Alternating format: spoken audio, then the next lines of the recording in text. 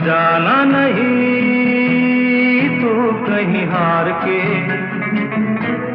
कांटों पे चल के मिलेंगे साए बहार के। ओ राही ओ राही ओ राही ओ राही ओ राही ओ राही ओ राही ओ राही।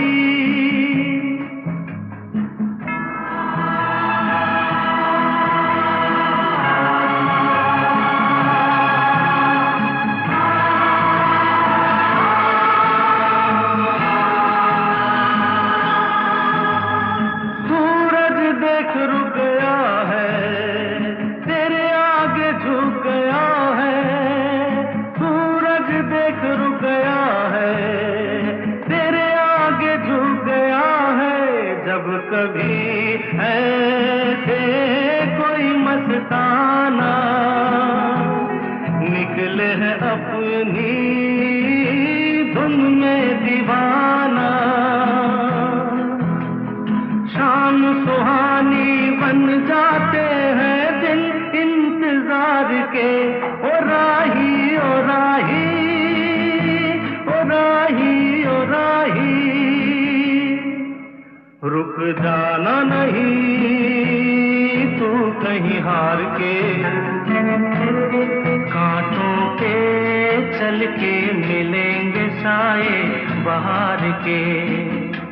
ओ राही ओ राही ओ राही ओ राही ओ राही ओ राही ओ राही ओ राही।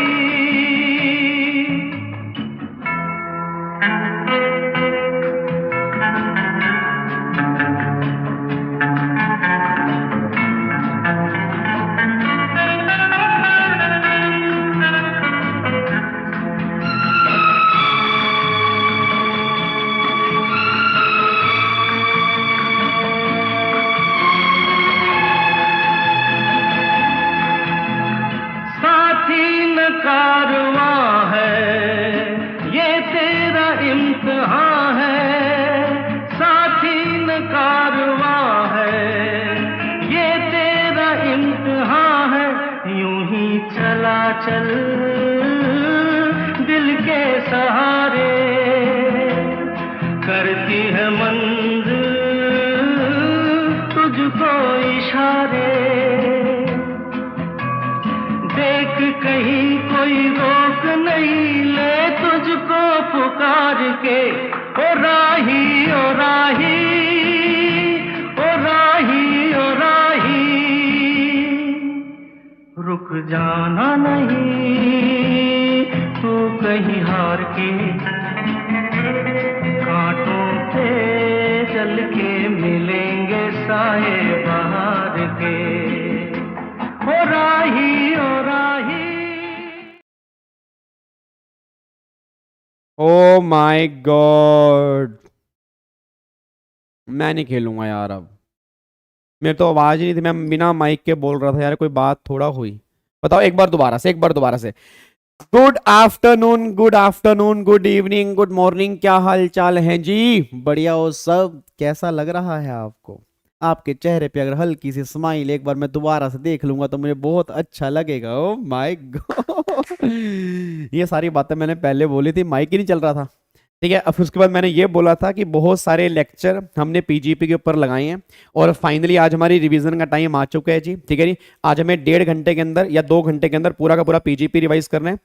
2-3 पॉइंट हमारे पेंडिंग है जो हमें पीजीपी के अंदर लिखने हैं, वो हमने लिखने रह गए थे, बट उसको रिवीजन के बाद हम लिख लेंगे। पहले पूरी रिवीजन कंप्लीट करेंगे, फिर जो भी हमारे 2-3 पॉइंट बैलेंस बचे थे उसके बाद उसके हम नोटिंग कर लेंगे। ठीक है जी, कोई दिक्कत वाली बात तो नहीं है? पक्का पक्का लॉक कर सकता हूँ, तैयार हो? अच्छा, जो नोट्स मैं पीजीपी से रिवीजन कराऊंगा वो नोट्स मैं आपके टेलीग्राम पर भी डाल दूंगा। उसी नोट से आपने रिवीजन करनी है। 6 से 7 पेज के अंदर पूरा का पूरा पीजीबीपी मैंने कंसाइज किया हुआ है। ठीक है, जो इतने सारे नोट्स हमने बनाए थे वो नोट्स आपके रेगुलर बैच के हैं। रिवीजन जब करोगे एग्जाम से एक दिन पहले अगर देखना होगा, प्रोविजन सारे रिटेन करने होंगे। अगर ये वाली क्लास देख लोगे ना तो पूरा का पूरा पीजीपी आपका बहुत बढ़िया तरीके से रिवाइज हो जाएगा आज। ठीक है जी, स्टार्ट करें फिर। बुलेट रिवीजन बुलेट तरीके से, पक्का पक्का। चलो आओ जी। मोए मोए मोए मोए, ये मोए मोए मोए मोए कौन बोल रहा है ये बीच में? अरे यार मजे लेने के लिए आ गए। इधर देखो ध्यान से। चलो भाई फटाफट से यहाँ पे आ जाओ जी, इधर देखो ध्यान से। अब एक बार फटाफट से आ जाओ मेरे बच्चों, फटाफट से आ जाओ। अब यहाँ पे एक बार चेक करो जी, आपके सामने आपकी स्क्रीन के ऊपर ये रहे पीजीपी के सुपर फास्ट रिवीजन के नोट्स जी, ठीक है जी। अब एक बार ना सारे बच्चे बिल्कुल सीधो के बैठ जाओ जी। साक्षी, भरत, उसके बाद बनिया गुप्ता। क्या बात है, क्या नाम रखा हुआ है, बनिया गुप्ता। गुप्ता से ही पता लग रहा है तुम बनिया हो, तो फिर गुप्ता के आगे बनिया क्यों जोड़ा गुप्ता जी? कैसी बात कर दी आपने। निखिल गुप्ता, तो क्या बोलूं, बनिया गुप्ता या निखिल गुप्ता? क्योंकि अगर गुप्ता है तो बनी है, बनी है तो गुप्ता है, क्या करूं बताओ। उसके बाद चिराग। चलो भाई एक बार फटाफट सारे बच्चे सीधो के बैठ जाओ जी, सारे बच्चे एक बार सीधो के बैठ जाओ। अब यहां पे आपको मैं जो रिवीजन कराऊंगा, जो आपके क्लास के नोट्स हैं उससे रिवीजन नहीं कराऊंगा, कुछ नोट्स मेरे खुद के भी हैं उससे रिवीजन कराऊंगा, और इसी नोट से आपने रिवीजन करनी है। जो क्लास के नोट्स हैं उससे भी रिवीजन कर सकते हो, बट अगर इससे रिवीजन करोगे तो आपको और करने का मजा भी आएगा जी, ठीक है जी। चलो इधर सुनो, मैं ध्यान से कहना क्या चाह रहा हूं जी। अब एक बार फटाफट से मेरे को बताओ जी, जब हमने चैप्टर स्टार्ट किया था पीजीबीपी का, तो चैप्टर हमारा स्टार्ट कहां से हुआ था? सेक्शन नंबर 28 से। मैंने कहा था कि 28 से लेकर आपके 44 डीबी तक आपके जो भी सेक्शंस हैं वो सारे के सारे हमारे किसके थे? पीजीपी के थे। अच्छा फिर इस चैप्टर को ना मैंने कई पार्ट्स के अंदर बाइफरकेट किया था, अगर आपको याद आ रहा हो। मैंने कहा था इस चैप्टर को पढ़ने का एक तरीका है, अगर उस वे में चैप्टर पढ़ोगे तो चैप्टर बहुत आसान बन जाएगा। अब वो पढ़ने का तरीका क्या था? सबसे पहले हमने कहा सेक्शन नंबर 28। अब 28 हमारा किसका था? चार्जिंग सेक्शन, जो क्या बताएगा भाई कौन कौन सी इनकम इस चैप्टर में टैक्सेबल होंगी, वो सारी की सारी बातें 28 में लिखी होंगी। फिर सेक्शन नंबर 29 मैंने कहा था वो बताएगा कि जो भी इनकम टैक्सेबल होंगी उस इनकम को हम कंप्यूट कैसे करेंगे, वो इनकम कैलकुलेट कैसे की जाएंगी, वो सारी की सारी बातें 29 में होंगी। मतलब 29 में एक फॉर्मूला दिया होगा, एक कैलकुलेशन दी होगी, उसके बेस पे आपकी इनकम निकल कर आएगी, वो 29 में भी हम देख लेंगे। फिर 30 से लेकर 38 तक मैंने कहा था उसकी हेडिंग क्या होगी? Expenditure allowed. भाई सिंपल सी बात है, अगर मेरे को इनकम निकालनी है, इनकम निकालने का तरीका मुझे पता है, बट आप सब जानते हो इनकम निकालने के लिए काफी सारे खर्चे माइनस करने होते हैं, तो कौन कौन से खर्चे माइनस किए जाएंगे वो सारी की सारी बातें 30 से लेकर 38 में निकल के आती हैं। फिर 39 हमारे किसी काम का नहीं है। 40 में क्या लिखा होता है? Expenditure disallowed. एक्सपेंडिचर डिसअलाउड मतलब ऐसे खर्चे जो बिजनेस के होंगे उसके बावजूद भी वो डिसअलाउड हो जाएंगे, क्योंकि मे बी आपने कोई डिफॉल्ट किया होगा। अब डिफॉल्ट क्या क्या होगा? मे बी आपने टीडीएस काटा ही नहीं होगा, या टीडीएस काट के आपने जमा नहीं कराया होगा। उस केस में गवर्नमेंट कहती है हम तुम्हारे खर्चे डिसअलाउड कर देंगे। वो सारी बातें 40 में डिस्कस करेंगे। फिर 41 ये बात कहता है कि अगर कोई खर्चा तुम्हें पहले अलाउड हो चुका है, उसके बाद उसकी रिकवरी हो रही है, वो रिकवरी तुम्हारे हाथ में टैक्सेबल की जाएगी। That is section number 41। फिर 42 हमारे किसी काम का नहीं है। 43 हमारा किसका है? डिडक्शन जो मिलेगी वो पेबल बेस पर नहीं मिलेगी, पेमेंट बेस पर मिलेगी। वो सारी की सारी बातें 43 में है। एंड सेक्शन 44 जो है वो किसका है? प्रिजम्पटिव टैक्सेशन की छोटे मोटे बिजनेसमैन है उन केस में टैक्सेबिलिटी क्या होगी, सारी बातें 44 में है। और 44 में ना कुछ पॉइंट्स और भी कवर होते हैं। याद करो बुक्स ऑफ अकाउंट्स मेंटेन कब करने हैं? 44 आपका डबल ए निकल के आता है। फिर आपको ऑडिट कैसे करवाना है? 44 ए बी निकल कर आता है। अगर आपको थोड़ा बहुत याद आ रहा हो तो 44 के अंदर ऑडिट भी है, बुक्स ऑफ अकाउंट्स भी है, और प्रिजम्पटिव टैक्सेशन की बातें जो हैं वो भी 44 के अंदर निकल के आती हैं। ये पूरा का पूरा पढ़ने का तरीका है। क्या मेरी बात समझ में आ रही है? चलो अब सबसे पहले हमने स्टार्ट किया सेक्शन नंबर 28 हमने स्टार्ट किया।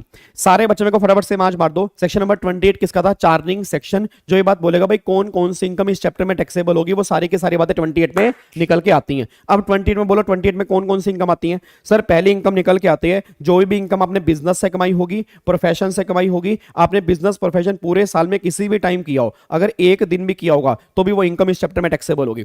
फिर अगला मैंने कहा था कि अगर आपको एक्सपोर्ट इंसेंटिव मिलते हैं, जो एक्सपोर्ट इंसेंटिव मिलते हैं वो भी आपके यहां पे टैक्सेबल होंगे। इंसेंटिव कौन कौन से मिलते हैं? एक तो सीसीएस हो गया, कैश कंपनसेटरी सपोर्ट, बोलते रहो फटाफट से, डीबीके ड्यूटी ड्रॉबैक। तीसरा कौन सा है? Import entitlement licence. चौथा कौन सा है? Duty free replacement certificate. पांचवा कौन सा है? Duty entitlement passbook. अगर ये आपको एक्सपोर्ट इंसेंटिव मिल रहे हैं, ये एक्सपोर्ट इंसेंटिव आपके हाथ में टैक्सेबल किए जाएंगे अंडर हेड पीजीबीपी। ये सारी की सारी बातें हमने सेक्शन नंबर 28 के अंदर पढ़ी थी। फिर अगला पॉइंट मैंने कहा था कि अगर ड्यूरिंग द बिजनेस प्रोफेशन कोई भी गिफ्ट मिलता है, कोई बेनिफिट मिलता है, कोई परक्यूजिट मिलता है, वो टैक्सेबल होगा स्टार्टिंग से। ओ मेरे भिंडी, ओए भिंडी इधर देख ध्यान से, याद करो सैलरी वाले केस में गिफ्ट की 5,000 रुपए की लिमिट थी, बोलो हाँ। अदर सोर्स वाले केस में 50,000 रुपए की लिमिट थी, बोलो हाँ, और इस वाले केस में कोई भी लिमिट एप्लीकेबल नहीं है। मतलब सिंपल सी बात ये निकल के आ रही है कि अगर मैं बिजनेस कर रहा हूं, मेरे बच्चों ने मुझे 5 रुपए का पेन भी अगर गिफ्ट कर दिया, जो कभी भी गिफ्ट नहीं किया, बट अगर आपने मुझे गिफ्ट कर दिया मेरे हाथ में, वो भी टैक्सेबल होगा, क्योंकि यहां पे कोई भी 5 और 50,000 रुपए की लिमिट एप्लीकेबल नहीं है, बस ये पर ध्यान दो। फिर अगला मैंने कहा था कि अगर कोई बिजनेस एक्टिविटी ना कैरी करने के लिए पैसा मिलेगा, या कोई प्रोफेशन एक्टिविटी ना कैरी करने के लिए पैसा मिलेगा, या कोई नो हाउ ना शेयर करने के लिए पैसा मिलेगा, तो ये सब पैसा भी आपका टैक्सेबल होगा पीजीपी के अंदर। बट एक पॉइंट हमने स्पेशल किया था, अगर सीएफसी और एससीएफसी जो हमारे दो केमिकल होते हैं, क्लोरोफ्लोरोकार्बन, हाइड्रोक्लोरोफ्लोरोकार्बन, अगर वो ना प्रोड्यूस करने के लिए पैसा मिलेगा तो पैसा टैक्सेबल करेंगे, बट कंसेशनल रेट से करेंगे। वहां पे रेट क्या था, 10%। बाकी जो भी बिजनेस की इनकम है वहां नॉर्मल रेट लगते हैं, बट आपका जो आपका कार्बन क्रेडिट होता है वो टैक्सेबल किस रेट से होगा, 10% के रेट से। ये बातें हमने वहां पे कंप्लीट की थी। फिर अगला मैंने कहा था कि अगर कोई पार्टनरशिप फर्म पार्टनर को सैलरी पे करती है, तो वो सैलरी आपको हमेशा टैक्सेबल करनी है पीजीपी के अंदर। ये सैलरी हेड में टैक्सेबल नहीं करनी, क्योंकि पार्टनर और पार्टनरशिप फर्म के बीच में एम्प्लॉयर एम्प्लॉय का रिलेशनशिप एग्जिस्ट नहीं करता। फिर अगला मैंने कहा था कि अगर कोई बिजनेस कॉन्ट्रैक्ट है, अगर वो कॉन्ट्रैक्ट टर्मिनेट हो गया या उसकी कंडीशन मॉडिफाई की गई, उसके बीच में जो कंपनसेशन मिला वो भी तुम्हें टैक्सेबल कहां पर करना होगा, पीजीपी के अंदर।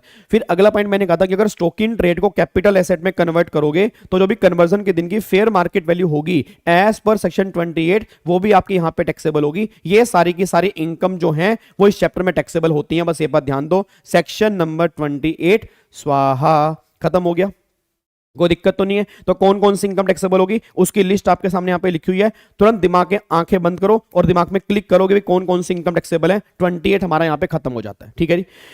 अब अगला सेक्शन यहां पे निकल के आता है, सेक्शन 29 कहता है भाई ये तो बता दिया भाई कौन कौन सी इनकम इस चैप्टर में टैक्सेबल है, बट उस इनकम को हम कंप्यूट कैसे करेंगे, उसको कंप्यूट करने का तरीका क्या होगा। 29 ने कहा कोई दिक्कत वाली बात थोड़ा भाई, मैं नहीं बैठा, मैं कहा बता कैसे इनकम निकालेंगे। कह रहा देख भाई सिंपल सी बात ये निकल के आ रही है, एक तुझे P&L अकाउंट दिया होगा, वो P&L अकाउंट कंपनीज एक्ट वाला दिया होगा, मैं कहा ठीक है। कह रहे उसमें तुझे एक नेट प्रॉफिट दिया होगा, मैं कहा ठीक है। कह रहे उस नेट प्रॉफिट को तू बेस बना लियो, मैं कहा ठीक है। कह रहे उसमें तू क्या कर दियो, एडजस्टमेंट कर दियो। मैंने कहा कितनी, उसने कहा 4।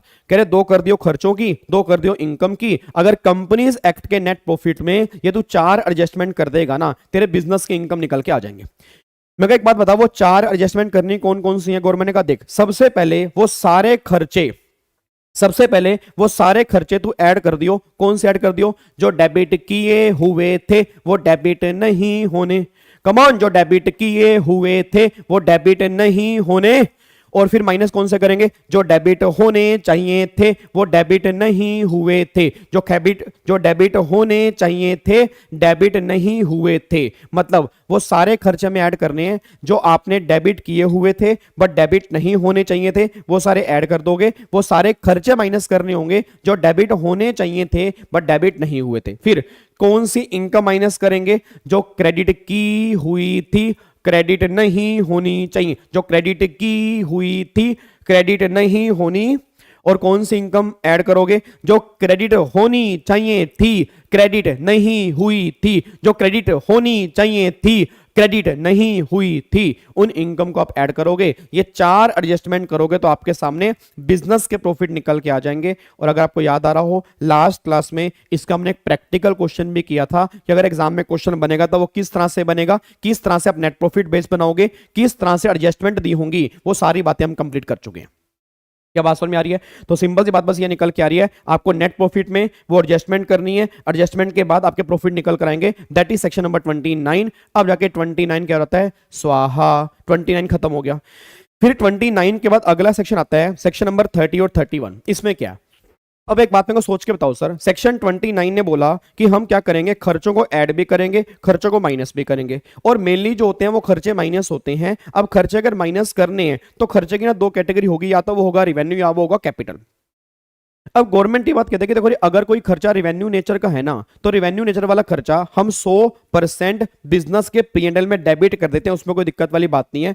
बट अगर कोई खर्चा कैपिटल नेचर का होगा उसको हम अलाउड करेंगे, बट सारा एक साथ अलाउड नहीं करेंगे। In the ratio of depreciation, वो हर साल डेप्रीसिएशन की फॉर्म में डेबिट होता रहेगा और हर साल वो अलाउड हो जाएगा। ये बातें इनकम टैक्स में लिखी हुई है। फिर सेक्शन 30 ये बात कहता है कि अगर कोई खर्चा तुम्हारा बिल्डिंग से रिलेटेड है उसका ट्रीटमेंट क्या होगा, मैं तुम्हें बताऊंगा। फिर 31 कहता है कि अगर कोई खर्चा मशीन वाला है या फर्नीचर वाला है उसका ट्रीटमेंट क्या होगा, मैं तुम्हें बताऊंगा। मैं कहा बताओ भाई क्या होगा। अब सेक्शन 30 ने क्या बोला कि अगर कोई खर्चा बिल्डिंग वाला है उसमें दो केस होंगे कि बिल्डिंग पर खर्चा किया किसने है, या तो किया होगा ओनर ने या किया होगा टेनेंट ने। अगर ओनर ने अपनी बिल्डिंग पर रेवेन्यू खर्चा किया, याद करो मैंने क्या कहा था, 100% अलाउड, मतलब वो डेबिट कर सकता है। और अगर ओनर ने अपनी बिल्डिंग पर कैपिटल खर्चा किया, तुम क्या करेंगे, बिल्डिंग की कॉस्ट में ऐड कर देंगे और फिर वो डेप्रीसिएशन क्लेम कर लेगा। ये बातें आपकी निकल के आती हैं सेक्शन नंबर 30 के अंदर। क्या मेरी बात क्लियर है? अच्छा, बच्चा कहता है सर अगर मान लो टेनेंट है, अब अगर टेनेंट ने किसी दूसरे की बिल्डिंग पर रिवेन्यू खर्चा किया तो क्या होगा, तो टेनेंट अपने पीएनएल में वो रिवेन्यू खर्चा डेबिट कर लेगा, उसको अलाउड है, कोई दिक्कत वाली बात नहीं है। और अगर टेनेंट किसी दूसरे की बिल्डिंग पर कैपिटल खर्चा करेगा, उस कैपिटल खर्चे को हम क्या करेंगे, डीम्ड बिल्डिंग मान के हम क्या अलाउड कर देंगे, डेप्रिसिएशन। तो ध्यान रखना पूरी बिल्डिंग की कॉस्ट पर नहीं मैं कह रहा, जितना टेनेंट ने कैपिटल खर्चा किया उतने खर्चे के लिए वो बिल्डिंग टेनेंट की मान लेंगे और टेनेंट उतने खर्चे पर क्या क्लेम कर लेगा, डेप्रिसिएशन। ये बातें हमने यहां पे कंप्लीट की थी। क्या मेरे पास समझ में आती है? पक्का पक्का। चलो फिर मशीन वाली बात करो। अब मशीन और फर्नीचर वाले केस में भी सेम लॉ एप्लीकेबल है, मशीन और फर्नीचर वाले केस के अंदर भी सेम लॉ एप्लीकेबल है। फर्क बस एक निकल के आ रहा है, अब अगर मान लो मशीन है या फर्नीचर है, ओनर ने अपनी मशीन पर रिवेन्यू खर्चा किया 100% अलाउड, ओनर ने अपनी मशीन पर कैपिटल खर्चा किया, कॉस्ट में ऐड करेंगे और क्या क्लेम कर देंगे, डेप्रिसिएशन। टेनेंट ने दूसरे की मशीन पर रिवेन्यू खर्चा किया 100% अलाउड, टेनेंट ने दूसरे की मशीन पर कैपिटल खर्चा किया, यहां पर मैंने कहा था लो साइलेंट है, ये वाला खर्चा अलाउड नहीं होगा। ये सारी बातें हमने यहां पे की थी, आई थिंक 29 और 30 और 31। अब जाके आपको समझ में आ जाते हैं। ये चार सेक्शन हमने कंप्लीट कर लिए, 28, 29, 30 और 31। कोई दिक्कत तो नहीं है? पक्का पक्का लॉक कर दूं? देखो अगर कोई प्रॉब्लम हो ना, साथ साथ मुझे बोलते रहो जी। देखो सिंपल सी बात है, कोई प्रॉब्लम अगर आपको आ रही है तुरंत मुझसे पूछ लो, सर ये प्रॉब्लम आ रही है, ये पॉइंट एक बार दोबारा से रिवीजन करवा दो। कोई दिक्कत तो नहीं है? लॉक कर सकता हूं। 28 टिक, 29 टिक, 30 टिक, 31 टिक। तो चार सेक्शन हमारे क्या हो चुके हैं, स्वाहा। अब आता है सबसे मेन सेक्शन आ रहा है, सेक्शन नंबर 32 जो हमारा डेप्रिसिएशन का है। अब एक बच्चा ये बात कहते हैं यार गाबा सर एक बात बताओ, बाकी सारी बातें सही है। नहीं नहीं नहीं गाबा सर, ना ना ना ना ना ना, बिल्कुल सारी बातें सही हैं, बट एक पॉइंट समझ में नहीं आ रही। आपने बोला भाई कैपिटल खर्चा हम अलाउड करेंगे, अब कैपिटल खर्चा हम अलाउड करेंगे, फिर आपने बोला अलाउड करेंगे in the ratio of depreciation. तो एक बात समझ में नहीं आ रही भाई, ये डेप्रिसिएशन जो आप बार बार वर्ड यूज कर रहे हो एक्चुअल में है क्या? भाई डेप्रिसिएशन किन एसेट्स पर मिलेगा, किसको मिलेगा, कब से मिलेगा, किस वैल्यू पर मिलेगा, रेट क्या होगा, तो ये सारी की सारी बातें हमें पता ही नहीं। याद करो डेप्रिसिएशन का सेक्शन था सेक्शन नंबर 32। किसी बच्चे को याद आ रहा है?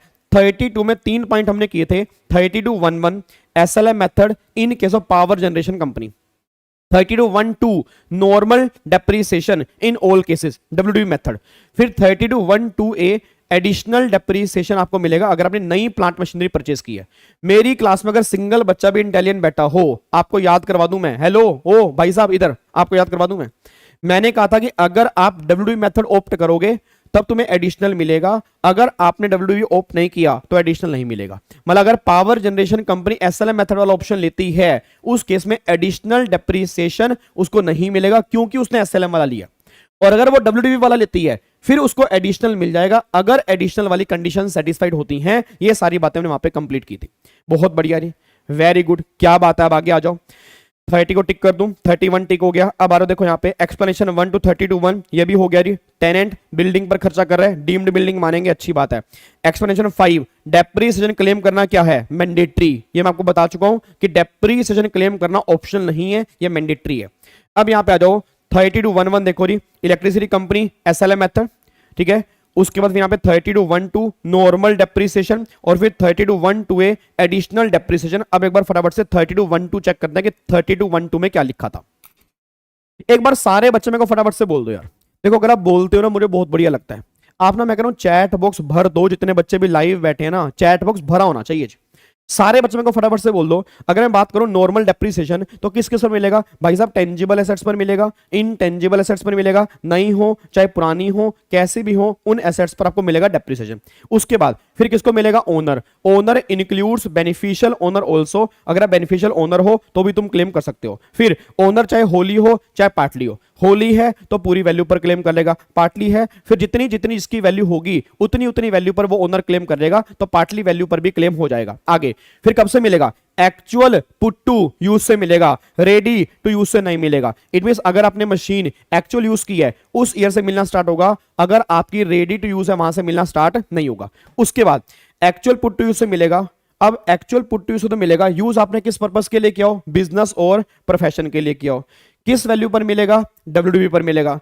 डब्ल्यूडीवी वैल्यू पर मिलेगा, डब्ल्यूडीवी मेथड से मिलेगा, और वो डब्ल्यूडीवी किसकी होगी? ब्लॉक ऑफ एसेट की। और ब्लॉक ऑफ एसेट का मतलब क्या होता है? सेम नेचर सेम परसेंटेज का एक ग्रुप बन जाएगा। याद है?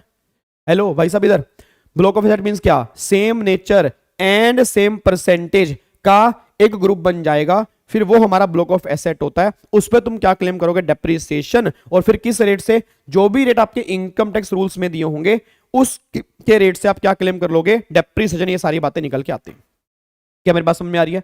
एक बार यहां पे चेक करो, देखो मैंने क्या लिखा है। देखो री, टेंजिबल पर मिलेगा, इनटेंजिबल नहीं हो पुरानी हो ओनर को मिलेगा, ओनर इंक्लूड बेनिफिशियल ओनर हो, ऑल्सो होली हो पार्टली हो, एक्चुअल पुट टू यूज से मिलेगा। यूज कहां करोगे? बिजनेस और प्रोफेशन के लिए करोगे। किस वैल्यू पर मिलेगा? डब्ल्यूडीबी। किसकी होगी? ब्लॉक ऑफ एसेट की। और रेट क्या होंगे? जो रेट आपके प्रिस्क्राइब होंगे इनकम टैक्स रूल्स में उस रेट से मिलेगा। ये सारी की सारी बातें आपके 3212 में निकल के आती हैं। फिर एक पॉइंट यहां पे और निकल के आता है, भाई साहब आपको नॉर्मल तो मिल जाएगा, बट याद करो गवर्नमेंट ने कहा था कि अगर आपने कोई नई प्लांट मशीनरी परचेस की है शिप और एयरक्राफ्ट को छोड़कर, हाँ जी भाई साहब ओए इधर, याद आ रहा है? आपने कोई नई प्लांट मशीनरी परचेस की है, किसको छोड़ के? शिप और एयरक्राफ्ट को छोड़ के, तो आपको एडिशनल मिलेगा। किस रेट से मिलेगा? 20% से मिलेगा। 20% किसका? 20% किसका जी? एक्चुअल कॉस्ट का मिलेगा। यहां पे डब्ल्यूडीवी की बात नहीं होती मेरे बच्चे, ना ना ना ना ना ना ना ना ना ना ना ना बिल्कुल भी ना, बिल्कुल भी नहीं। नॉर्मल वाले केस में डब्ल्यूडीवी का है, एडिशनल वाले केस में किसका है? एक्चुअल कॉस्ट का। क्या मेरी बात समझ में आ रही है जी? तो अच्छा बच्चा कहता है सर एक बात मेरे को बताओ, अब अगर नई प्लांट मशीनरी परचेस करूंगा तो मेरे को जितनी भी मेरी एक्चुअल कॉस्ट होगी उसका 20% मुझे एडिशनल मिल जाएगा, उस साल मिलेगा जिस साल मैंने यूज किया होगा। बट गाबा सर सुनो ना, आपने एक पॉइंट और भी कहा था, अगर यूज किया होगा लेस देन 180 डेज के लिए तो क्या होगा? याद करो, अगर आपने जिस ईयर में एसेट एक्वायर की, जिस ईयर में आपने एसेट एक्वायर की उसी सेम ईयर में अगर आपने यूज किया और यूज किया लेस देन 180 डेज के लिए, तो नॉर्मल भी हाफ मिलेगा, एडिशनल भी हाफ मिलेगा, और जो तुम्हें एडिशनल हाफ मिलेगा 10% मिलेगा, तो बैलेंस 10% क्या तुम अगले साल क्लेम कर सकते हो? Yes yes yes yes yes. आपको मैंने पहले भी कहा था कि अगर आपने एडिशनल पूरा क्लेम नहीं किया, अगर पूरा 20 नहीं मिलता तो बचा हुआ 10 तुम अगले साल क्लेम कर लोगे, कोई दिक्कत वाली बात नहीं है। गवर्नमेंट ने यह बात यहां पे बोली थी। अब एडिशनल किस पे नहीं मिलेगा? याद करो, सेकंड हैंड मशीन पे एडिशनल नहीं मिलेगा। उसके बाद ऑफिस एम्प्लॉइज पे एडिशनल नहीं मिलेगा। कोई एसेट तुम ऑफिस में यूज कर रहे हो, घर में यूज कर रहे हो, एडिशनल नहीं मिलेगा। और जहां 100% कॉस्ट पहले ही अलाउड हो चुकी है, याद करो सेक्शन 35 वाली एसेट जो होती है साइंटिफिक रिसर्च वाली, जहां सारा का सारा खर्चा पहले अलाउड हो जाता है, उस केस में भी एडिशनल नहीं मिलेगा। ये सारी बातें हमने एडिशनल के अंदर कंप्लीट की थी। अब जाके 3212 हमारा पैक हो जाता है, कोई दिक्कत तो नहीं है?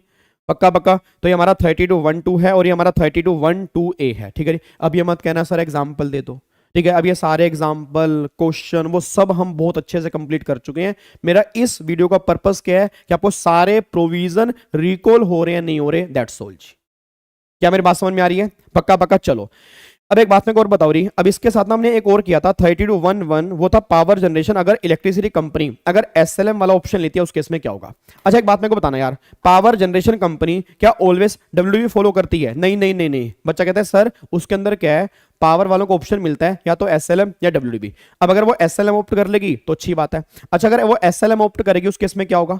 फिर मैंने कहा था हर साल सेम रेट से वो क्या क्लेम करते रहेंगे? डेप्रिसिएशन। याद है आपको? मान लो अगर 100 लाख की मशीन है, 10% रेट है, हर साल 10-10 लाख रुपए वो क्या क्लेम कर लेंगे? डेप्रिसिएशन। बट मैंने कहा था कि अगर उसने फिर एसेट बेच दी है, हेलो भाई साहब, ओए ओ भिंडू इधर, बच्चा कह रहा है भिंडू क्या होता है? भिंडी और भिंडू ये दोनों भाई बहन होते हैं और तुम बन चुके हो भिंडू, तो मुझे आंसर दो, फटाफट से मुझे आंसर दो। मैं ये बात कहना चाह रहा हूं, अगर मान लो अपने एसेट बीच में सेल कर दी है और जो तुम्हारा सेल प्राइस है तुम्हारी डब्ल्यूडीवी से भी कम आ रहा है, तो क्या बोलेंगे उसको?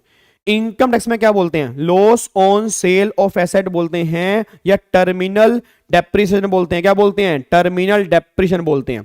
अगर आपका सेल प्राइस आपके डब्ल्यूडीवी से भी ज्यादा है तो क्या बोलते हैं? बैलेंसिंग चार्ज, टैक्सेबल होगा under head PGP section number 41(2), याद आ रही है? और अगर आपका सेल प्राइस कॉस्ट से भी ज्यादा है, जितना कॉस्ट से ऊपर है, फिर वो कैपिटल गेन में टैक्सेबल होगा, सेक्शन 50 कैपिटल ए। ये सारी की सारी बातें हमने वहां पे कंप्लीट की थी।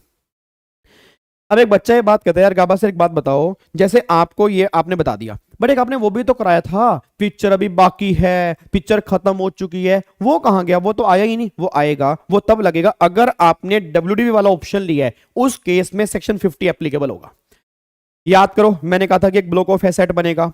अब ब्लॉक ऑफ एसेट में क्या होगा? काफी सारी एसेट्स होंगी, उसमें कुछ एसेट्स नहीं परचेस करोगे, उसमें कुछ बेचोगे।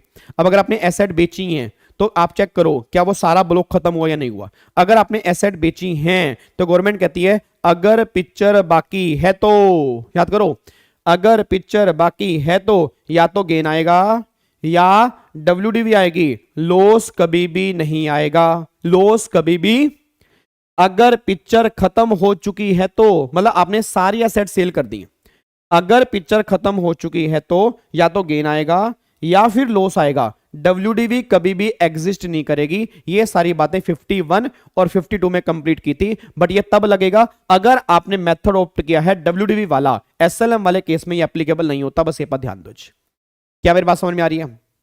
क्या आपको मेरी बात समझ में आ रही है? पक्का पक्का? थोड़ा थोड़ा समझ में आ रहा है? आगे बढ़ सकते हैं। चलो अब यहां पे एक बार चेक करो, देखो यहां पे मैंने वही लिखा है।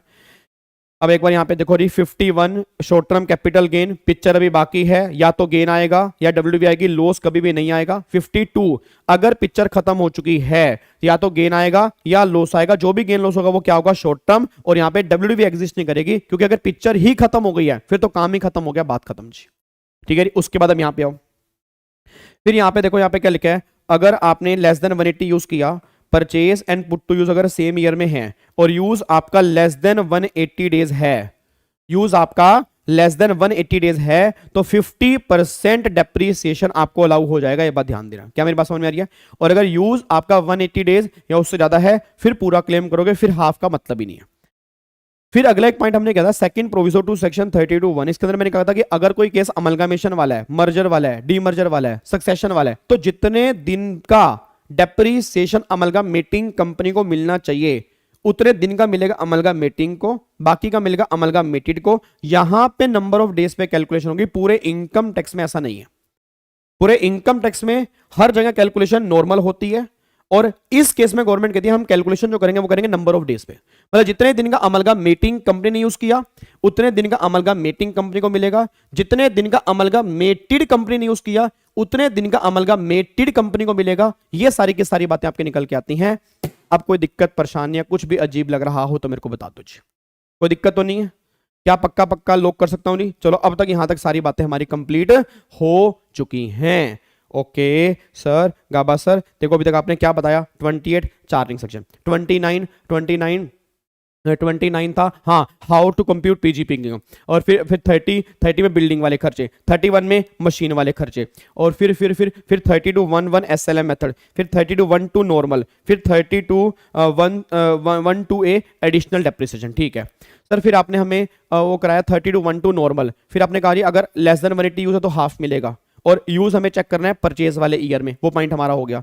फिर एडिशनल के अंदर नई प्लांट मशीनरी होनी चाहिए, और शिप और एयरक्राफ्ट वाले केस में नहीं मिलेगा, और ये एक्चुअल कॉस्ट का मिलेगा, डब्ल्यूडीवी का नहीं मिलेगा, और ये रेट 20% है। फिर सेकेंड हैंड पर नहीं मिलेगा। ये सारी बातें आपने हमें बताई, और फिर आपने हमें एसएलएम मेथड वाला बताया। फिर एसएलएम मेथड में आपने कहा अगर आपका सेल प्राइस कम है तो टर्मिनल डेप्रिसिएशन, अगर ज्यादा है तो फिर बैलेंसिंग चार्ज हो गया, और अगर कॉस्ट से भी ऊपर है फिर वो क्या हो गया? कैपिटल गेन हो गया। तो ये सारी बातें अभी तक हमने डिस्कस की हैं। अब बताओ क्या कोई दिक्कत तो नहीं आ रही? पक्का पक्का लॉक कर सकते हैं? चलो जी अब आगे आ जाओ जी। अब ये सारी बातें कंप्लीट करने के बाद अगला सेक्शन जो मेरे सामने आ रहा है, अब वो आ रहा है दैट इज सेक्शन नंबर 32(2). अब ये 32(2) का मतलब क्या है? याद करो, unabsorbed depreciation. Okay sir, unabsorbed depreciation.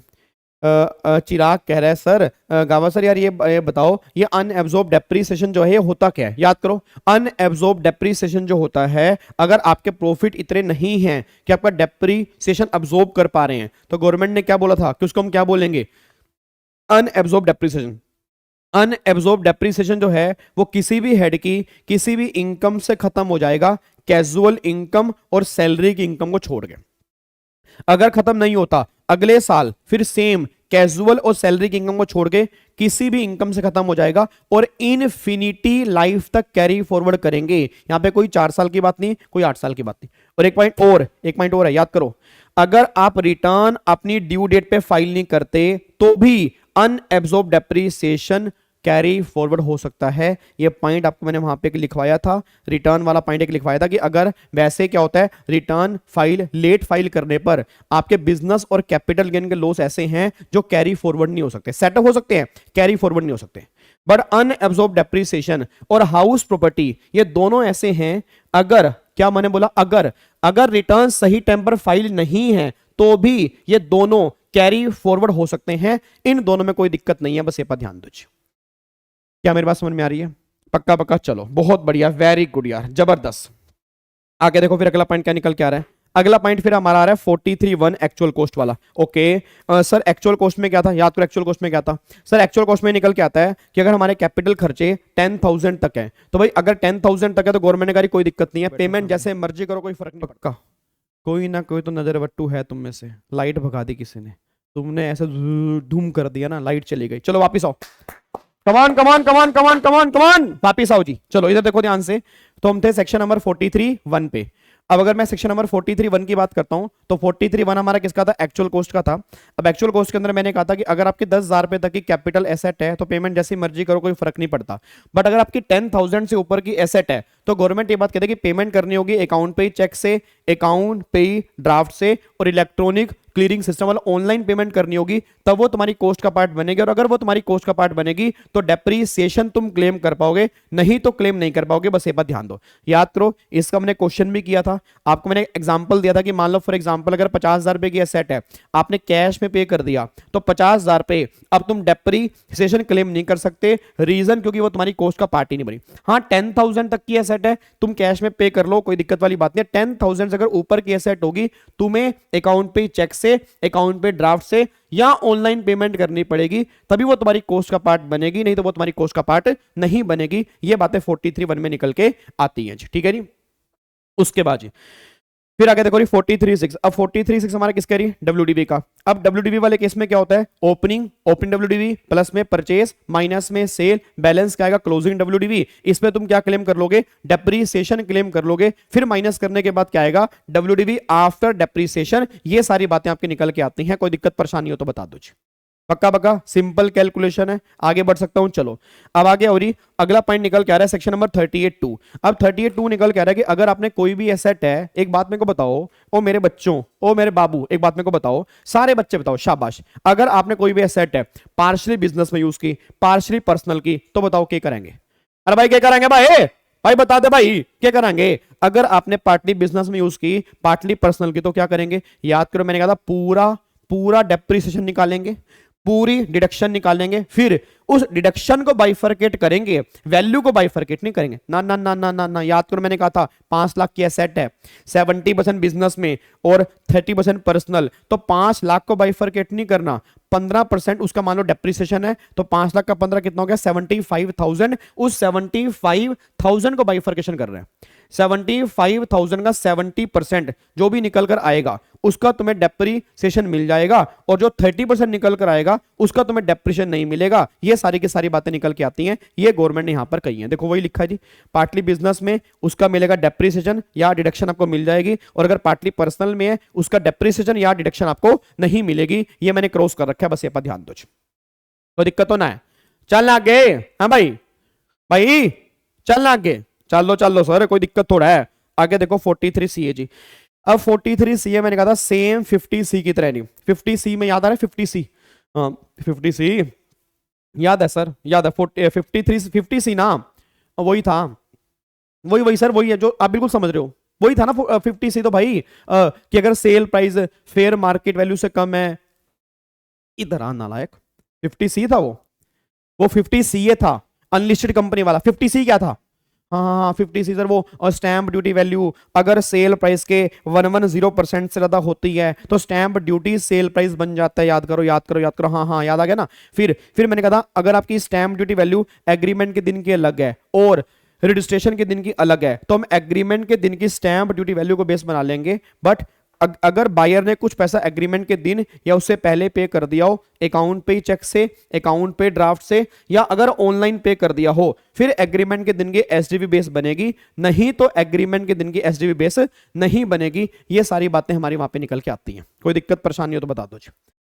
पक्का पक्का वही पॉइंट मैंने यहाँ पे लिखा हुआ है, देखो पहले एक जगह 120% की रेशो भी यहाँ पर थी, बट अब वो डिलीट हो चुकी है। अब सिर्फ 110% वाली रेशो ध्यान देनी है। और यहाँ पे मैंने एक पॉइंट और लिखा नहीं है, जो मैंने आपको बताया था, लिखा नहीं है बट मैंने बताया था कि एग्रीमेंट के दिन की एसडीवी अलग है, रजिस्ट्रेशन के दिन की अलग है, फिर हमें एग्रीमेंट के दिन की लेके चलनी है। कब लेके चलनी है? अगर बायर ने कुछ पैसा एग्रीमेंट के दिन या उससे पहले पे कर दिया हो, अकाउंट पे चेक, अकाउंट पे ड्राफ्ट या ऑनलाइन, तब तो लेंगे एग्रीमेंट के दिन की, नहीं तो फिर क्या लेंगे?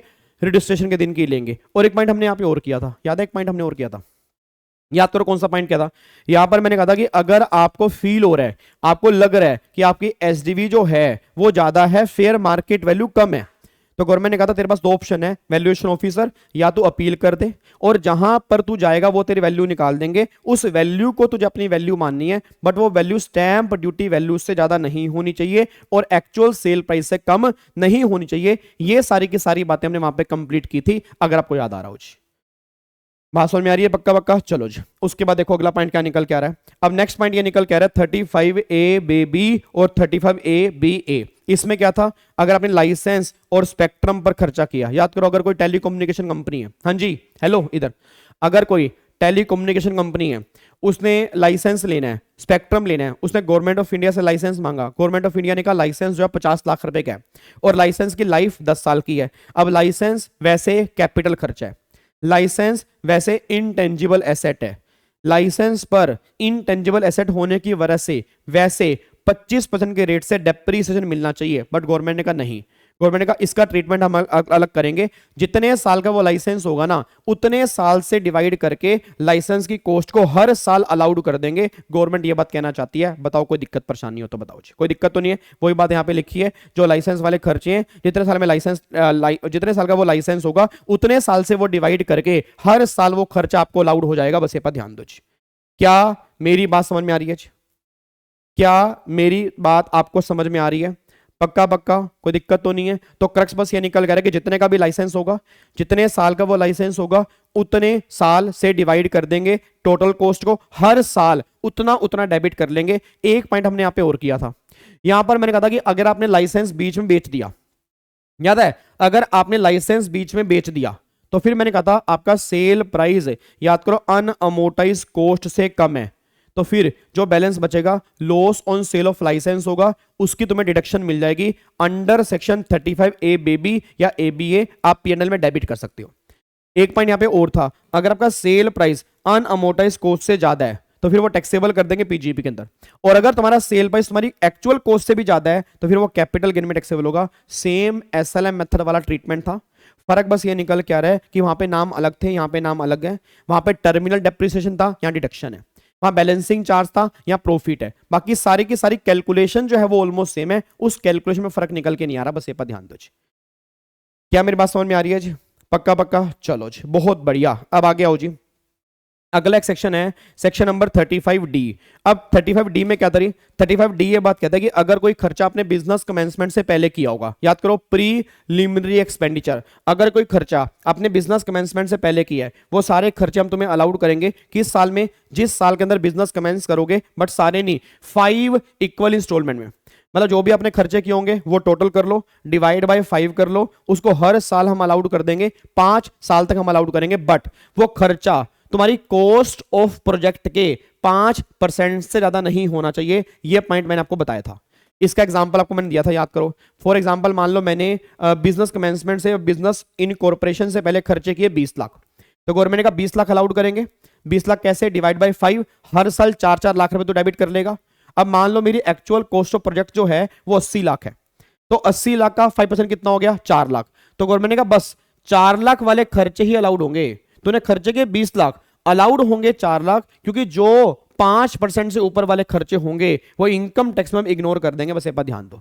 तो क्रक्स क्या निकल के आ रहा है? एक्चुअल एक्सपेंडिचर और कॉस्ट ऑफ प्रोजेक्ट का 5%, विच एवर इज लेस, इतने खर्चे में अलाउड करने हैं और 5 इंस्टॉलमेंट में अलाउड करने हैं। ये बात 35D कहती है, बस ये बात ध्यान दो, ठीक है जी। उसके बाद 35E, उसमें क्या लिखा हुआ है, अगर मान लो ऑयल की प्रोस्पेक्शन, मिनरल ऑयल्स होते हैं एक्सट्रैक्शन, उसकी प्रोस्पेक्शन एक्सट्रैक्शन पे जो भी खर्चा हो रहा है हम 10 इक्वल इंस्टॉलमेंट में अलाउड कर देंगे। ये बात आपके 35E में निकल के आती है, ये हमने कंप्लीट किया था, ठीक है जी। उसके बाद फिर आता है सबसे इंपॉर्टेंट सेक्शन 35AD। याद करो 35AD में क्या होता है, 35AD में ना टोटल आपके 14 बिजनेस होते हैं। 35AD में टोटल हमारे 14 बिजनेस होते हैं, 14 बिजनेस होते हैं। हाँ याद करो याद करो याद करो सर, ना ना ना ना ना ना, हेलो ओए, याद करो 14 बिजनेस कौन कौन से होते हैं, नाम बताओ नाम बताओ नाम बताओ। एक तो सर होता है कोल्ड चेन फैसिलिटी, ठीक है। फिर दूसरा warehousing facility for agriculture produce. तीसरा होता है फिर आपका अपना हॉस्पिटल, कम से कम 100 पेशेंट बेड।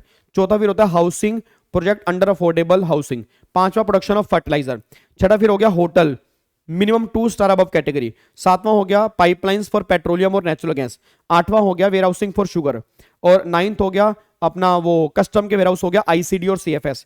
10th हो गया प्रोडक्शन ऑफ हनी और बी कीपिंग वाला। 11 हो गया सर आपका स्लरी पाइपलाइन फॉर आयरन और।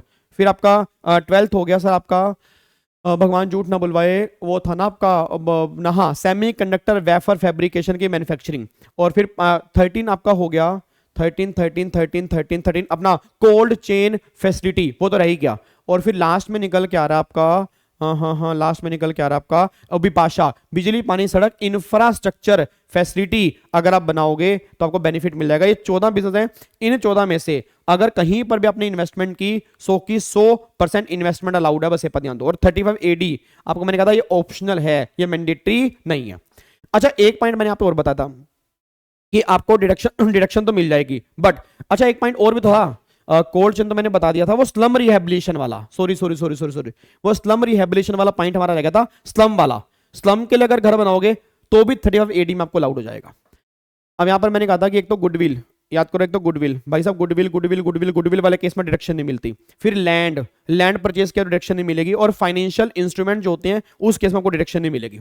अरे किसी बच्चे को याद है, देखो आपका माइंड कितना तेज काम कर रहा है, याद है 35AD की जो एसेट्स होती हैं उसको कितने साल से पहले आप किसी और बिजनेस में यूज नहीं कर सकते, याद करो।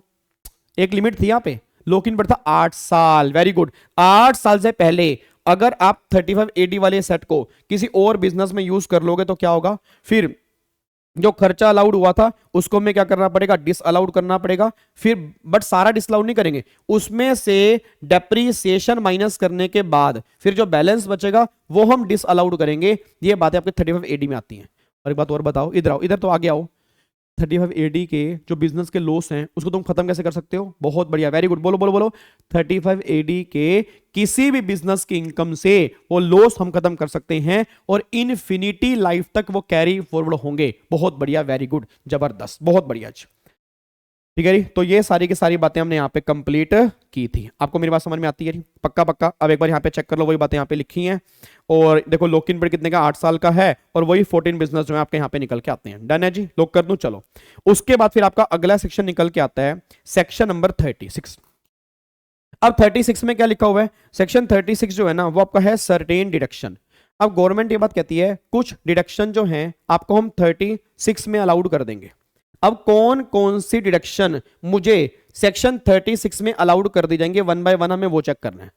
सबसे पहला केस गवर्नमेंट ये बात कहती है कि अगर आपके बिजनेस, आपका बिजनेस है, आपने अपने बिजनेस के स्टॉक इन ट्रेड का इंश्योरेंस करवाया, उसका आपने इंश्योरेंस प्रीमियम पे किया, 36 में आपको अलाउड होगा। पहला पॉइंट तो ये है। फिर दूसरा गवर्नमेंट कहती है कि अगर आपने फॉर एग्जांपल एम्प्लॉई हैं, उनकी हेल्थ का इंश्योरेंस करवाया, उसका प्रीमियम पे किया, आपको 36 में अलाउड है। तीसरा गवर्नमेंट ये बात कहती है कि बोनस और कमीशन जो भी आपने पे किए 36 में आपको अलाउड है। फिर पॉइंट नंबर 4 गवर्नमेंट ये बात कहती है अगर आपने बिजनेस के लिए कैपिटल बोरो की, फंड बोरो किया, तो उसका जो इंटरेस्ट है वो अलाउड है 36 में। अगला गवर्नमेंट ये बात कहती है कि अगर जीरो कूपन बॉन्ड आपने डिस्काउंट पे इशू किए तो आपको डिडक्शन मिल जाएगी 36 के अंदर। फिर अगर आपके एक्चुअल में बैड डेट्स हो चुके हैं, आपने डेटर राइट ऑफ कर दी हैं, प्रोविजन नहीं, डेटर राइट ऑफ हो चुके हैं, बैड डेट्स हो चुके हैं, तो आपको डिडक्शन मिल जाएगी 36 में। अगला फिर अगर प्रोविजन अलाउड होंगे बट ओनली बैंकिंग कंपनी वालों को, इंडियन बैंक वाले केस में क्या था 8.5% और फॉरेन बैंक वाले केस में क्या था 5% का प्रोविजन आपको अलाउड होगा, ये बात हमने वहां पे की थी। अगला फिर मैंने कहा था अगर आप शेयर्स में डीलिंग कर रहे हो, जो भी आप एसटीटी पे करोगे उसके आपको डिडक्शन मिल जाएगी। फिर अगर आप कमोडिटी में डील कर रहे हो, जो भी आप सीटीटी पे कर रहे हो उसके आपको डिडक्शन मिल जाएगी। फिर अगर कोई कंपनी अपने एम्प्लॉय से फैमिली प्लानिंग करवा रही है, फैमिली प्लानिंग करवाने पर कोई रेवेन्यू खर्चा कर रही है 100% अलाउड, और अगर वो कैपिटल खर्चा कर रही है 5 इक्वल इंस्टॉलमेंट में आपको अलाउड हो जाएगा। फिर आगे मैंने कहा था अगर कोई एम्प्लॉयर अपने एम्प्लॉय के अप्रूव ग्रेचुटी फंड में, अप्रूव पेंशन फंड में, अप्रूव सुपर एनुएशन फंड में कंट्रीब्यूशन करेगा तो एम्प्लॉयर के हाथ में वो कंट्रीब्यूशन अलाउड हो जाएगा सेक्शन 36 में। ये सारी की सारी बातें निकल के आती हैं। बट अगर वो फंड अप्रूव नहीं है, अगर वो फंड अनअप्रूव है, तो फिर सारा का सारा खर्चा डिस अलाउड होगा सेक्शन 47 और 49। ये सारी बातें हमने वहां पे कंप्लीट की थी, अगर आपको याद आ रहा हो।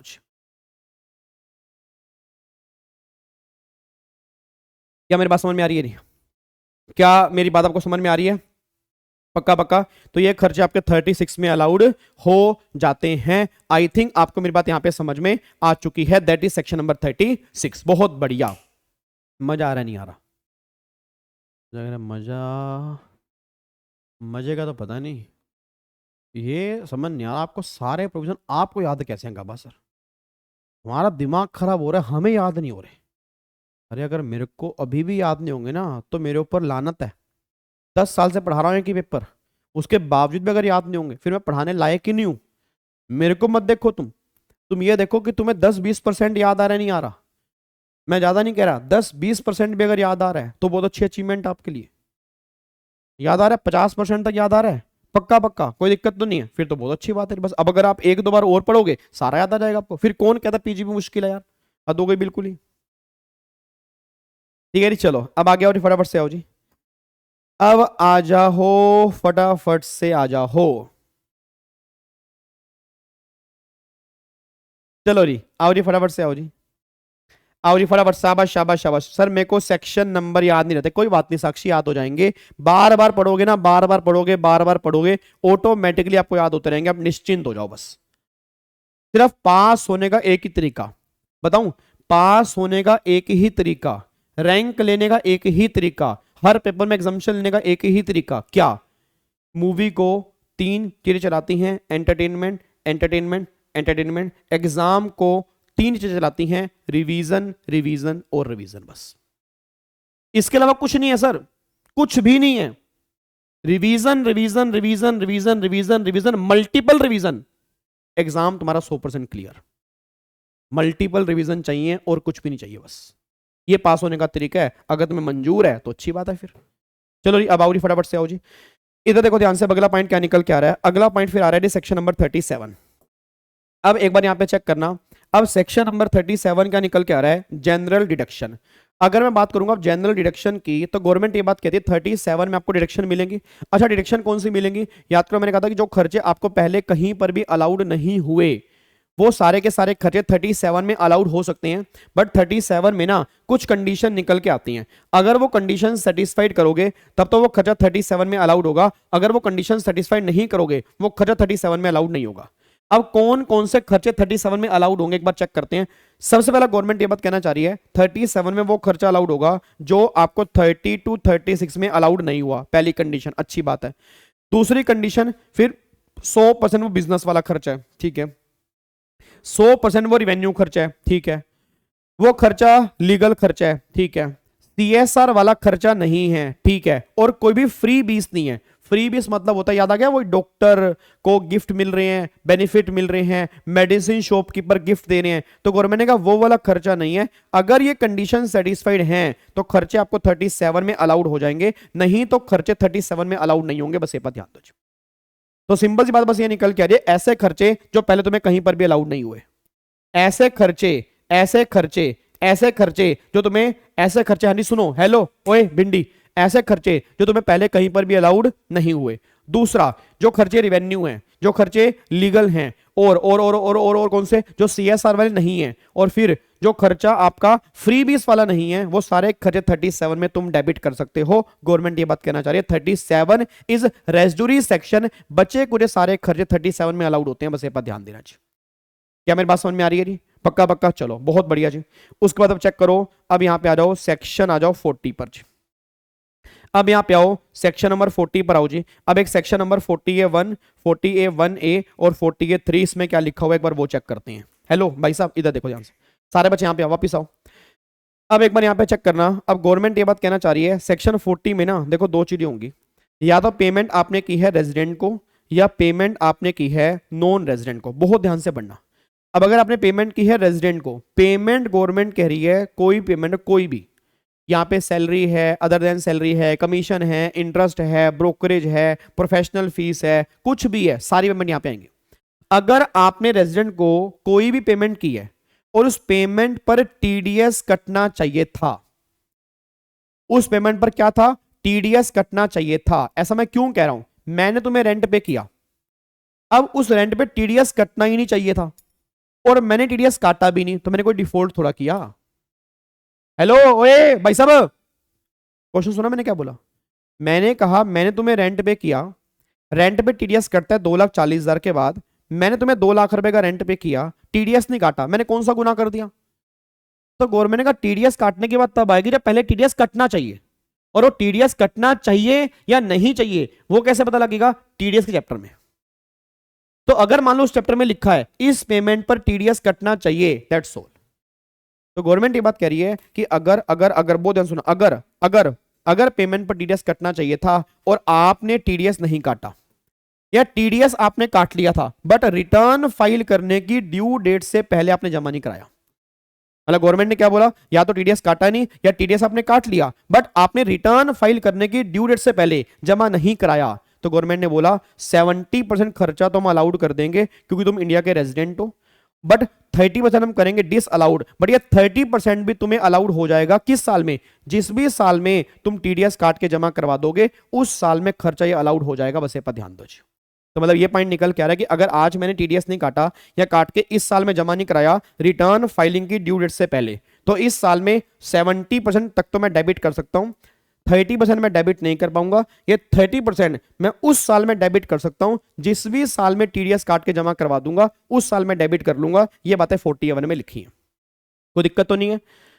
पक्का पक्का लॉक कर दूं। चलो अब अगले पॉइंट पे आओ जी। अगला पॉइंट आता है जी, बच्चा कहता है सर अगर पेमेंट की है एनआर को, तो गवर्नमेंट ने कहा देख भाई अगर तूने पेमेंट की एनआर को तो सैलरी को छोड़ दे, सैलरी को बाहर निकाल दे। अब सैलरी को छोड़ के कोई भी पेमेंट है, professional fees, brokerage, commission, interest, what ever कोई पेमेंट है, अगर पेमेंट की एनआर को टीडीएस नहीं काटा या टीडीएस काटा बट टीडीएस काटने के बाद जमा नहीं कराया, आपने टीडीएस ही नहीं काटा या टीडीएस काटा बट टीडीएस काटने के बाद आपने जमा नहीं कराया, तो गवर्नमेंट ने कहा भाई सुन 100% खर्चा डिस अलाउड है। क्या है? दोबारा बोलो क्या है? 100% खर्चा क्या है? डिस अलाउड है। फिर बोलो क्या है? 100% खर्चा क्या है? डिस अलाउड है। फिर गवर्नमेंट ये बात कह रही है 100% खर्चा तुम्हारा डिस अलाउड है बट हम ये अलाउड कर देंगे उस साल में जिस साल में तू टीडीएस काट के जमा करवा देगा उस साल में अलाउड कर देंगे, हमें कोई दिक्कत नहीं है। नहीं आ रही मेरी बात समझ में यार? सिंपल सी बात मैंने बोली है, एनआर वाले केस में 100% डिसअलाउड है और आर वाले केस में 30 और 70 की रेशियो है। बट अगर मैं बात करूंगा सैलरी की, सैलरी वाले केस में अगर टीडीएस नहीं काटोगे, एक बार अगर डिस अलाउड हो गया तो फॉर एवर डिस अलाउड होगा, यहां पे दोबारा बाद में कभी अलाउड नहीं हो पाएगा, बस ये पर ध्यान दो। क्या मेरी बात समझ में आती है? क्या आपको मेरी बात समझ में आ रही है? पक्का पक्का, कोई दिक्कत तो नहीं है? लॉक कर दूं। चलो जी, तो ये हमारा निकल के आ रहा है 40A3, ये हमारा 40A3 है और ये हमारा 40A1 निकल के आ रहा है और ये हमारा 40A1A निकल के आ रहा है। आई थिंक आपको मेरी बातें समझ में आती हैं, ठीक है जी। अच्छा एक बात और यहाँ पे ध्यान दिमाग लेके चलना, एक पॉइंट मैंने और कहा था कि डायरेक्ट टैक्स, लाइन बोलोगे वो कौन सी थी? एक बार वो लाइन बोल दो कौन सी थी, याद करो वो लाइन कौन सी थी? डायरेक्ट टैक्स से रिलेटेड कोई भी खर्चे होंगे वो इनकम टैक्स में हमेशा डिस अलाउड किए जाएंगे। मैं दोबारा बोलूंगा, डायरेक्ट टैक्स से रिलेटेड कोई भी खर्चे होंगे वो हमेशा इनकम टैक्स में डिस अलाउड किए जाएंगे। अब वो इनकम टैक्स है, टीडीएस है, टीसीएस है, उसका इंटरेस्ट है, उसकी पेनल्टी है, ये सारे खर्चे अगर पीएनएल में डेबिट किए हुए हैं हमें वो डिस अलाउड करने पड़ेंगे। अगर वो अदर इंफॉर्मेशन में दी हैं हमें डेबिट नहीं करने क्योंकि वो सारे खर्चे डिस अलाउड है। इनडायरेक्ट टैक्स वाले खर्चे जीएसटी, कस्टम, एक्साइज ड्यूटी ये अलाउड है, बट हाँ इसके इंटरेस्ट, इसकी पेनल्टी जो है वो अलाउड नहीं है। पेनल्टी जो होगी अलाउड नहीं है, बट जो नॉर्मल टैक्सेस होंगे, इनडायरेक्ट टैक्स होंगे, वो हम डेबिट कर सकते हैं, वो हमारे खर्चे बिजनेस के माने जाते हैं, उनको डेबिट करने में कोई दिक्कत नहीं है, बस ये पर ध्यान दो जी। ठीक है जी। अब यहाँ पे एक बार चेक करो, देखो एक्सपेंडिचर ये हो गया। हाँ अब आगे देखो 48(2). अब 48(2) में क्या लिखा है, याद है 48(2) में क्या था? 48(2) 48(2) हाँ हाँ याद आ गया सर। 48(2) में ये था कि अगर आपने एक्सपेंडिचर की पेमेंट की है, और अगर एक्सपेंडिचर की पेमेंट जो आपने की है अगर वो एक्सेसिव है या वो अनरीजनेबल है, हाँ जी क्या है, एक्सेसिव है या वो अनरीजनेबल है, तो जितनी पेमेंट एक्सेसिव होगी या जो पेमेंट आपकी अनरीजनेबल होगी, वो पेमेंट करने वाले के हाथ में क्या हो जाएगी, डिसअलाउड हो जाएगी। ये बातें हमने वहां पे कंप्लीट की थी, याद आ रही है मेरी बातें? आपको मेरी बातें याद भी आती है नहीं आती? हाँ या ना बोला करो, हाँ या ना, याद आती है? तो गवर्नमेंट ये बात कहना चाह रही है, अगर पेमेंट एक्सेसिव है या अगर पेमेंट अनरीजनेबल है, तो जितनी पेमेंट एक्सेसिव होगी या अनरीजनेबल होगी, वो सारी की सारी पेमेंट हम पेमेंट करने वाले के हाथ में क्या कर देंगे, डिसअलाउड कर देंगे। ये बातें आपकी 48(2) में निकल के आती हैं, बस ये पर ध्यान दो। डन है। उसके बाद चेक करो अगला, फिर एक सेक्शन आ रहा है 48(3). अब 48(3) में क्या था, याद करो। 48(3) में अगर एक पर्सन को एक दिन में एक खर्चे की अगर हमने 10,000 तक पेमेंट करनी है, कोई दिक्कत नहीं है। अगर एक पर्सन को एक दिन में एक खर्चे की 10,000 से ऊपर पेमेंट करनी है, अकाउंट पे चेक, अकाउंट पे ड्राफ्ट या ऑनलाइन पेमेंट करनी पड़ेगी, तब वो पेमेंट अलाउड होगी, नहीं तो पेमेंट करने वाले के हाथ में हम डिसअलाउड कर देंगे। और ये 10,000 रुपए की लिमिट जो है, ट्रांसपोर्टर वाले केस में 35,000 रुपए की लिमिट एप्लीकेबल हो जाएगी। नॉर्मल केस में 10,000 रुपए की है, और ट्रांसपोर्टर वाले केस में 35,000 रुपए की लिमिट है। आपको याद है? याद है? नहीं आपसे बोल रहा हूं, आपसे याद तो। एक मैंने कहा था कुछ केस ऐसे होते हैं जहां पर जितना मर्जी कैश पे कर दो सारा अलाउड होता है। अब वो केस कौन कौन से होते हैं याद करो। अगर हमें गवर्नमेंट को टैक्स पे करना है, अलाउड है। अगर किसी किसान को हमें पेमेंट करनी है एग्रीकल्चर प्रोड्यूस की, अलाउड है। उसके बाद फिर गवर्नमेंट यहां पे बात कहती है, अगर आसपास एरिया में कोई बैंक ही नहीं है, कोई बैंक नहीं है, कोई बैंकिंग फैसिलिटी नहीं है, अगर वहां तुम कैश पे कर रहे हो, अलाउड है। बट हाँ, जिस दिन बैंकों का हॉलीडे है, जिस दिन बैंकों की स्ट्राइक है, अब ये पॉइंट वहां से डिलीट हो चुका है। इट मींस अब अगर वहां पर कैश पे करोगे तो अलाउड नहीं होगा, डिस अलाउड है, क्योंकि आजकल ऑनलाइन पेमेंट का जमाना है। चाहे बैंक बंद हो या ना हो, वो मैटर नहीं करता, बस ये पर ध्यान दो। एक बच्चा कहता है सर क्या सारी पेमेंट डिस अलाउड होगी या एक्सेसिव? सारी की सारी।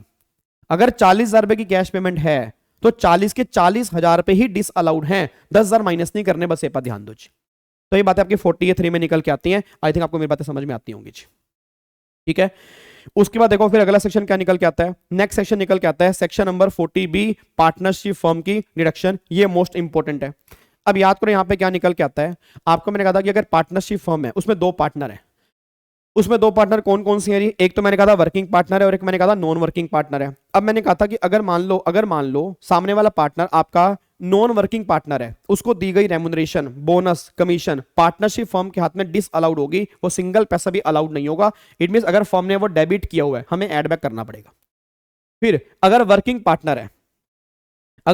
पार्टनर है, उसको दी गई सैलरी गवर्नमेंट ने कहा अलाउड है, बट एक लिमिट तक है, वो लिमिट कितनी अभी चेक करेंगे, बट ये कंफर्म है अलाउड है।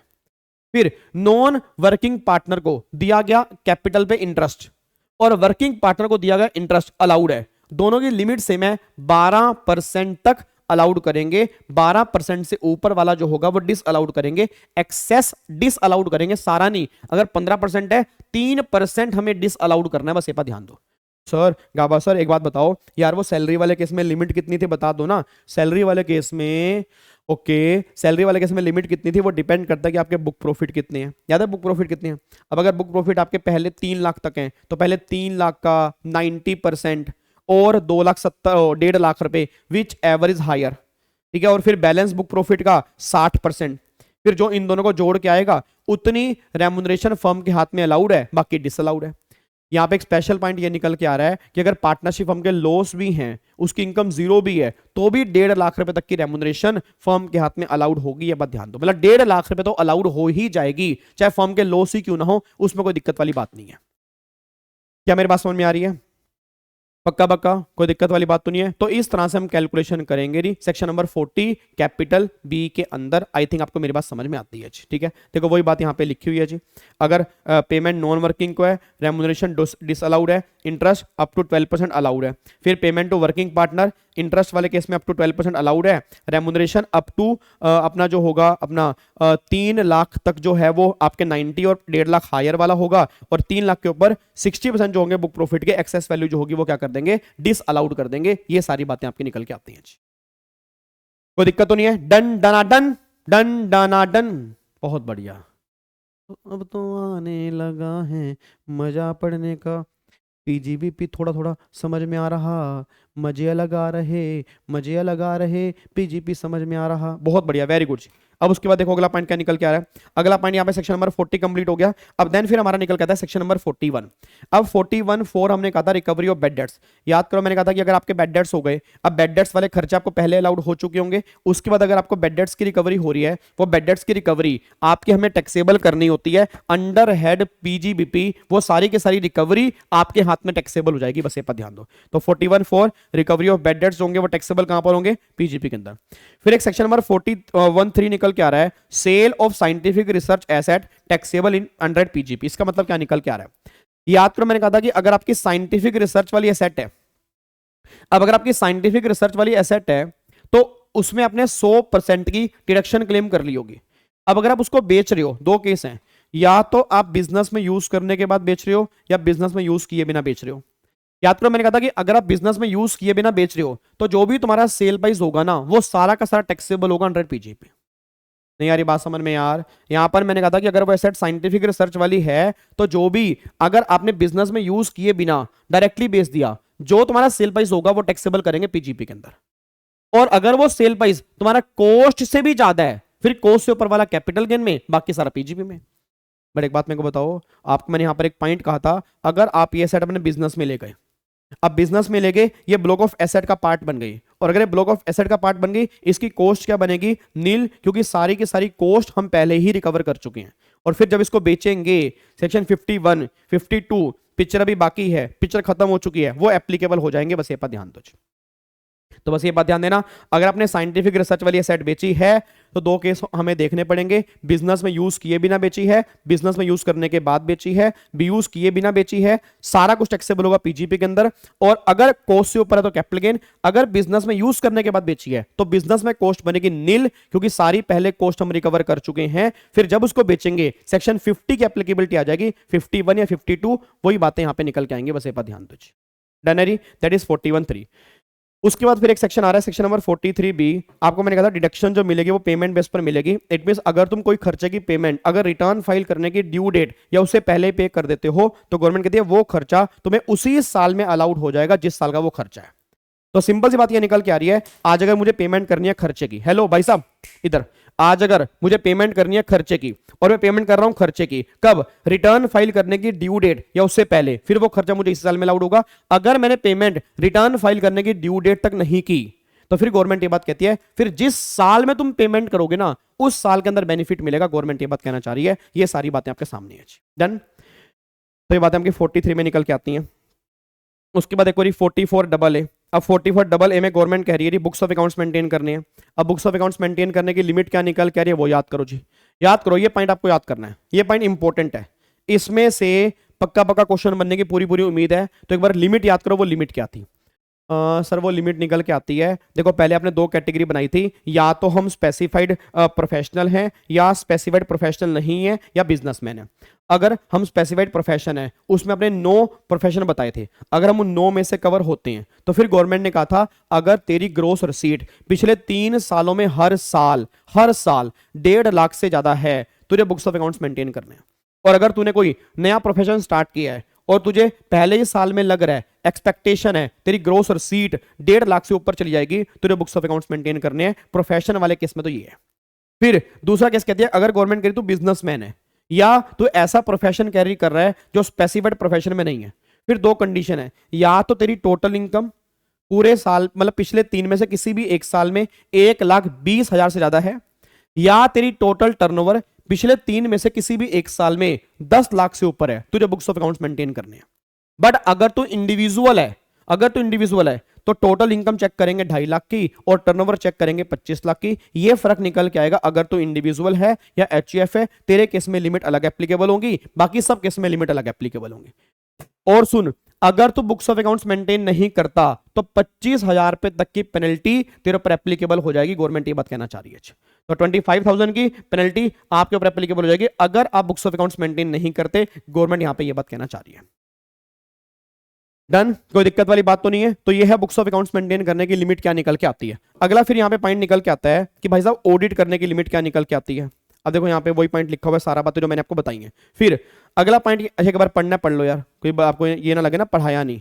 देखो री स्पेसिफाइड प्रोफेशन में ग्रोस रसीद 1.5 लाख से ऊपर हर 3 साल में, मतलब तीनों सालों के अंदर। और अगर आप इंडिविजुअल एचएफओ बिजनेस कर रहे हो तो 2.5 लाख और 25 लाख एंड पिछले 3 में से किसी भी एक साल। और अगर इंडिविजुअल एचएफ नहीं हो तो फिर आपकी 1,20,000 और 10 लाख रुपए की लिमिट है पिछले 3 में से किसी भी एक साल। और अगर डिफॉल्ट करोगे 25,000 रुपए तक की फीस आपके हाथ में एप्लीकेबल हो जाएगी। ये सारी बातें यहाँ पे लिखी है। डन, बहुत बढ़िया, वेरी गुड।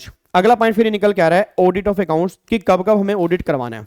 अब गवर्नमेंट ये बात कहते हैं, देखो ये सिंपल सी बात ये निकल के आ रही है कि अगर तुम स्पेसिफाइड प्रोफेशन हो, अगर तुम स्पेसिफाइड प्रोफेशन कैरी करते हो और तुम्हारी ग्रोस रिसीट 50 लाख से ज्यादा है, तुम्हें ऑडिट करवाना कंपलसरी है।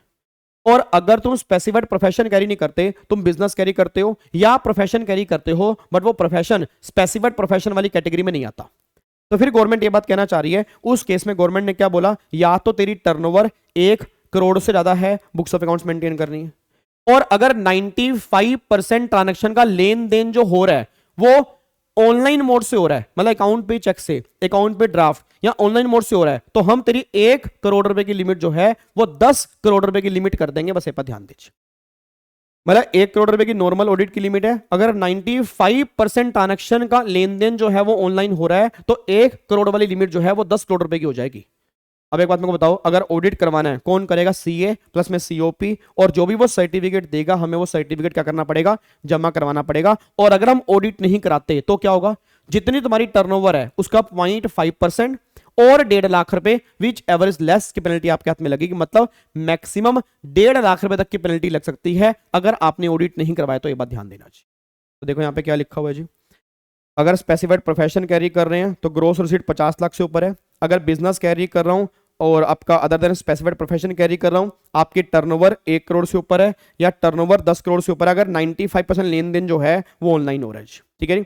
अब यहाँ पे डिफॉल्ट, आपके डिफॉल्ट करने पर क्या होगा, टर्नओवर का 0.5% और 1.5 लाख इनमें से लेस वाली आपके ऊपर लग जाएगी फीस, और 1.5 लाख से ऊपर की फीस आपके ऊपर एप्लीकेबल नहीं हो सकती। बस ये पर ध्यान दीजिए। डन है जी, लॉक कर दें, पक्का पक्का। चलो अभी हमारा सेक्शन था 44A-B। अब अगला पॉइंट यहां पे निकल के आता है सेक्शन नंबर 44A-D। अब ये 44A-D जो है ना, अब ये हमारा है प्रिजम्पटिव टैक्सेशन फॉर बिजनेसमैन। याद तो आपको मैंने क्लास में कहा था क्या छोटे मोटे बिजनेसमैन होते हैं, हर बिजनेसमैन सारे के सारे कंप्लायंस पूरे नहीं कर सकता। अब गवर्नमेंट ये बात कह रही है कि हर बिजनेसमैन सारे कंप्लायंस पूरे नहीं कर सकता, हमें पता है। अब सबसे पहली बात ये निकल के आ रही है कि 44AD जो है वो किन लोगों को मिलेगा और किन को नहीं मिलेगा। तो गवर्नमेंट ये बात कहती है अगर आप इंडिविजुअल हो, एचईएफ हो, फर्म हो, आपको 44AD मिल जाएगा, बट आप तीनों का इंडिया में रेजिडेंट होना जरूरी है। बस ये पर ध्यान दो। अब 44AD में क्या सब इंडिविजुअल कवर होंगे? नहीं, गवर्नमेंट का जिनकी टर्नओवर, दोबारा बोलूंगा, जिनकी टर्नओवर 2 करोड़ रुपए तक की है वो 44AD यूज कर सकते हैं। इट मींस वो छोटे बिजनेसमैन है। तो गवर्नमेंट ने एक डेफिनेशन दे दी कि अगर तुम्हारी टर्नओवर 2 करोड़ रुपए तक की है तुम 44AD ऑप्ट कर सकते हो। अब अगर मैं 44AD ऑप्ट कर लूंगा, यहाँ पे एक पॉइंट हमारा बैलेंस है, वो पॉइंट मुझे आपको लिखवाना है, बट एक बार पहले रिवीजन करते हैं फिर बाद में लिखवा दूंगा। ठीक है जी। अब सुनो ध्यान से मैं कहना क्या चाह रहा हूँ जी। तो मैंने क्या बोला, अगर, हेलो भाई साहब इधर, अगर मैं 44AD ऑप्ट कर लेता तो क्या होगा, अगर मैं 44AD ऑप्ट कर लूंगा, जितनी मेरी टर्नओवर होगी उसका 8% गवर्नमेंट कहती है हम डीम्ड इनकम मान लेंगे, वो तेरे हाथ में टैक्सेबल है। और अगर तूने पेमेंट रिसीव की है online, debit card, credit card, या मान लो गूगल पे, या मान लो अपने अकाउंट पे चेक या अकाउंट पे ड्राफ्ट, तो फिर हम 6% इनकम मानेंगे, फिर 8% नहीं मानेंगे। देखो वही लिखा है, अगर आपकी डीम्ड इनकम मानेंगे या अगर आपने अप टू 2 करोड़ तक है तो टर्नओवर का 8% और ऑनलाइन वाले केस में 6% मानेंगे। और लॉक इन पीरियड जो है वो कितने साल का है? 5 साल का। मतलब आपको 44 एडी लेना है तो लगातार 5 साल लेना है। अगर 5 साल से पहले आपने 44 एडी छोड़ दिया, याद करो अगले 5 साल 44 एडी आपको नहीं मिलेगा। यह बात गवर्नमेंट कहना चाहती है। अब एक बच्चा कहता है सर अगर मान लो मैंने 44 एडी ले लिया तो क्या चैप्टर 6 ए की डिडक्शन जो मिलती है सेक्शन 80 सी से लेकर 80 यू वाली, क्या वो बेनिफिट मुझे मिल जाएंगे? मतलब सर मेरा क्वेश्चन ये निकल के आ रहा है कि सेक्शन 80 सी से लेकर 80 यू तक के जो बेनिफिट हैं तो क्या 44 एडी वाले को मिल जाते हैं? यस मिल जाते हैं, क्योंकि 44 एडी जो कहता है डिडक्शन अलाउड नहीं होंगी, ऑडिट नहीं करवाना होगा तुम्हें, बुक्स ऑफ अकाउंट्स मेंटेन नहीं करनी होंगी, तो वो ये बात करता है जब तक तुम्हारी 44 एडी की लिमिट है तब तक। इट मींस अगर मेरी 44 एडी की लिमिट 2 करोड़ रुपए है तो 2 करोड़ तक मुझे ऑडिट करवाने की रिक्वायरमेंट नहीं है। वैसे 1 करोड़ की लिमिट है बट 44 एडी वालों के लिए 2 करोड़ की लिमिट है। और अगर ऑनलाइन काम है तो फिर आपके 10 करोड़ रुपए की लिमिट तो है ही है, फिर तो बात ही खत्म हो गई है। तो ये हमारा 44 एडी निकल के आता है, बस ये पर ध्यान दो। ये किनके लिए है? ये उनके लिए है जो बिजनेसमैन है या प्रोफेशन कैरी कर रहे हैं बट वो स्पेसिफाइड प्रोफेशन वाली कैटेगरी में कवर नहीं होते, बात ध्यान देना चाहिए। उसके बाद चेक करो अगला पॉइंट क्या निकल के आ रहा है। अगला पॉइंट निकल के आ रहा है section number 44 A D A presumptive taxation for specified professional. अब इसमें वही अगर आप रेजिडेंट इंडिविजुअल हो, रेजिडेंट पार्टनरशिप फर्म हो, एलएलपी यहां से बाहर है, एचएफ यहां से बाहर है, एचएफ ऊपर कवर है, मैं दोबारा बोलूंगा एचएफ ऊपर कवर है। एचएफ बिजनेस कैरी कर सकती है बट गवर्नमेंट कहती है एचएफ प्रोफेशन कैरी नहीं कर सकती, इसलिए एचएफ जो है इस कैटेगरी से बाहर है, बस ये पर ध्यान दो। अब इस कैटेगरी में गवर्नमेंट ने क्या बोला है? अगर तुम्हारी ग्रोस रिसीट 50 लाख तक है तुम 44 ए डी ए ऑप्ट कर सकते हो, तुम 44 ए डी ए ऑप्ट कर सकते हो जी। अब यहां पे गवर्नमेंट ने क्या बोला? आपकी इनकम कितनी बनेगी? 50%। ऐसा कुछ भी नहीं है ऑनलाइन में ये बनेगी, नॉन ऑनलाइन में ये बनेगी, हर केस में 50% इनकम मानेंगे, 50 खर्चा मानेंगे, बात खत्म जी। उसके बाद फिर आपका यहाँ पे कोई लो की लिमिट नहीं है, यहाँ कोई 5 साल की बात नहीं है, लेना है लो, हर साल छोड़ो हर साल लो, तुम्हारी मर्जी है। ये 44 ए डी वाले केस में 5 साल की लिमिट एप्लीकेबल होती है, इस केस में कोई 5 साल की लिमिट नहीं है।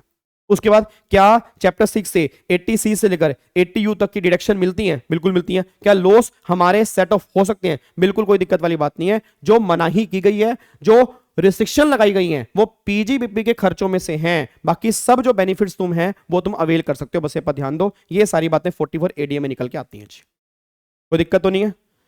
पक्का पक्का जी, लॉक कर सकता हूं। चलो अब यहां पे एक बार आ जाओ, आपका एक सेक्शन लास्ट है यहाँ पे 44 ए। अब 44 ए वाले केस में क्या होता है जी? 44 ए वाले केस में याद करो आपके गुड्स कैरीज, वो ट्रक वाले जो हैं, आपके गुड्स कैरीज पूरे साल में 10 तक ट्रक होने चाहिए। अगर आपके पूरे साल में 10 तक गुड्स कैरीड हैं तो गवर्नमेंट ने कहा 44 ए में इनकम निकाल सकते हो। अब 44 ए में इनकम कैसे निकलेगी? 2 केस होंगे। 2 केस कौन कौन से होंगे? 2 केस कौन कौन से होंगे? एक केस तो ये होगा अगर हैवी गुड्स व्हीकल है तो क्या होगा, और फिर other than heavy goods vehicle है तो क्या होगा। अब क्वेश्चन ये निकल के आ रहा है हैवी गुड्स व्हीकल का मतलब क्या है? याद करो हैवी गुड्स व्हीकल मतलब जिसका ग्रोस वेट 12,000 किलो से ज्यादा का है वो हैवी गुड्स व्हीकल है। मैं दोबारा बोलूंगा, जिसका ग्रोस वेट 12,000 किलो से ज्यादा का है वो हैवी गुड्स व्हीकल है, बस ये पर ध्यान दो। अब गवर्नमेंट ये बात कह रही है कि अगर तुम्हारा हैवी गुड्स व्हीकल है तो फिर 1000 पर टन पर व्हीकल पर मंथ और पार्ट ऑफ मंथ की तुम्हारी इनकम मानी जाएगी अगर हैवी गुड्स व्हीकल है। और अगर हैवी गुड्स व्हीकल नहीं है तो क्या होगा? 7500 पर मंथ और पर व्हीकल और पार्ट ऑफ मंथ, इस बेस पे कैलकुलेशन होगी। आपके एग्जाम में कंफर्म कंफर्म कंफर्म 44 ए में से क्वेश्चन बनता, बस ये पर ध्यान दो। तो सिंपल सी बात बस ये निकल के आ रही है जितने हैवी गुड्स व्हीकल हैं उसको बाइफरकेट अलग कर लो, other than heavy goods vehicle वाले को अलग कर लो, और हैवी गुड्स व्हीकल पे 1000 पर टन पर व्हीकल पर मंथ और पार्ट ऑफ मंथ की कैलकुलेशन कर लो, और नॉन हैवी वाले पे 7500 पर मंथ और पार्ट ऑफ मंथ और पर व्हीकल की कैलकुलेशन कर लो। इन दोनों को जोड़ के आपकी इनकम निकल के आ जाएगी। और जो हमें इस क्वेश्चन में जो हमें इसमें यूज चेक करना है, याद है यूज हम कहां से चेक करेंगे? जब आपने वो मोटर व्हीकल परचेज किया वहां से 31 मार्च तक, वहां से 31 मार्च, अगर आपने वो मोटर व्हीकल बीच में सेल कर दिया फिर जहां सेल किया उस मंथ तक हम कैलकुलेट करेंगे कितना यूज किया है। तो इस तरह से हम कैलकुलेशन करेंगे। इसके क्वेश्चन भी हमने लास्ट क्लास में कंप्लीट किए थे, अगर आपको याद आ रहा हो जी। क्या मेरी बात समझ में आ रही है? पक्का पक्का, दैट इज सेक्शन नंबर 44 ए, बस ये बात ध्यान दो। फिर अगला पॉइंट यहां पे निकल के आ रहा है सेक्शन नंबर 14 ए और रूल नंबर 8D। अब सेक्शन 14 ए क्या बोलता है कि अगर आपकी इनकम एग्जम्प्ट है, अगर आपकी इनकम एग्जम्प्ट होती है तो उससे रिलेटेड जो भी खर्चे होते हैं वो इनकम टैक्स में अलाउड नहीं होते। अब अगर खर्चे मिक्स दिए हो तो क्या होगा? अगर खर्चे मिक्स दिए हो तो क्या होगा? सिंपल सी बात ये निकल के आती है, अगर मिक्स खर्चे दिए हैं तो mix expenditure, divide by total income multiply exempted income, ये वाला खर्चा डिस अलाउड होगा, टैक्सेबल वाला क्या कर देंगे, अलाउड कर देंगे। इस तरह से प्रोपोर्शनेट कैलकुलेशन करेंगे, दैट्स ऑल। ये बात हमारी यहां पे निकल के आती है, ठीक है, बात समझ में आ रही है, पक्का पक्का। चलो फिर आगे, रेट ऑफ डेप्रिसिएशन। अब रेट ऑफ डेप्रिसिएशन क्या बनेंगे, बिल्डिंग वाले केस में जनरल रेट 10% है, मशीन में 15 है, फर्नीचर में 10 है, इनटेंजिबल में 25 है और कंप्यूटर वाले केस में 40% है। ये आपके जनरल रेट हैं, इसके अलावा और भी रेट एप्लीकेबल होते हैं, बट नॉर्मली हमें यही रेट दिमाग में लेके चलने हैं, बस ये पर ध्यान दो। दोबारा बोलो कौन सा, बिल्डिंग 10, मशीन 15, फर्नीचर 10, इनटेंजिबल 25 और कंप्यूटर लैपटॉप या प्रिंटर वाले केस में 40% का रेट बनेगा डेप्रिसिएशन का, बस ये पर ध्यान दो। ठीक है जी, तो अब जाके हमारे सेक्शंस वहां हो जाते हैं, बट अभी खत्म नहीं होगी, अभी खत्म ना ना ना ना ना, मतलब ही नहीं भाई साहब, ऐसे नहीं जा सकते, ऐसे जा ही नहीं सकते। ठीक है जी, अब ये तो हो गया पूरा पीजीपी की रिवीजन। अब मैं आपको बस एक बार 2 मिनट लगेंगे, देखो 2 मिनट आपको यहां पे मेरी बातें सुननी पड़ेंगी, ऐसे मैं जाने दूंगा ही नहीं, क्योंकि अब जो मैं बातें तुम्हें बताने जा रहा हूं वो तुम्हारे और भी डबल काम की है। अब यहां पे एक बार सुनना ध्यान से, मैं कहना क्या चाह रहा हूं, अब एक बार फटाफट से देखो, सेक्शन नंबर से सिर्फ मैं हेडिंग बोलता जा रहा हूं, सुपर फास्ट तरीके से सेक्शन नंबर से एक बार फटाफट से मैं हेडिंग बोलता जाता हूं कि हेडिंग क्या क्या निकल के आती है। आओ सारे बच्चे बोलते रहो, कोशिश करो, देखो सेक्शन भी याद करने हैं भाई, चैप्टर इतना इंपॉर्टेंट है, सेक्शन भी याद करने हैं, कोई दिक्कत वाली बात नहीं है। आओ याद करते हैं एक बार, section number 28 charging section, 29 how to compute BGP की इनकम, 30 बिल्डिंग वाले खर्चे, 31 मशीन वाले खर्चे, एक्सप्लेनेशन 1 डीम्ड बिल्डिंग टेनेंट वाला, एक्सप्लेनेशन 5 डेप्रिसिएशन क्लेम करना मैंडेटरी है, 32.1 SLM method electricity company, 32.12 normal depreciation, 32.12a additional depreciation, 32.13 terminal depreciation, 43.1 actual cost वाला, proviso to 32.1 less than 1 days use करोगे तो हाफ मिलेगा, सेकंड प्रोविजो अमलगामेशन वाली, 32 अनएब्सॉर्ब डेप्रिसिएशन, सेक्शन 10AA याद करो, एसईजेड वाला,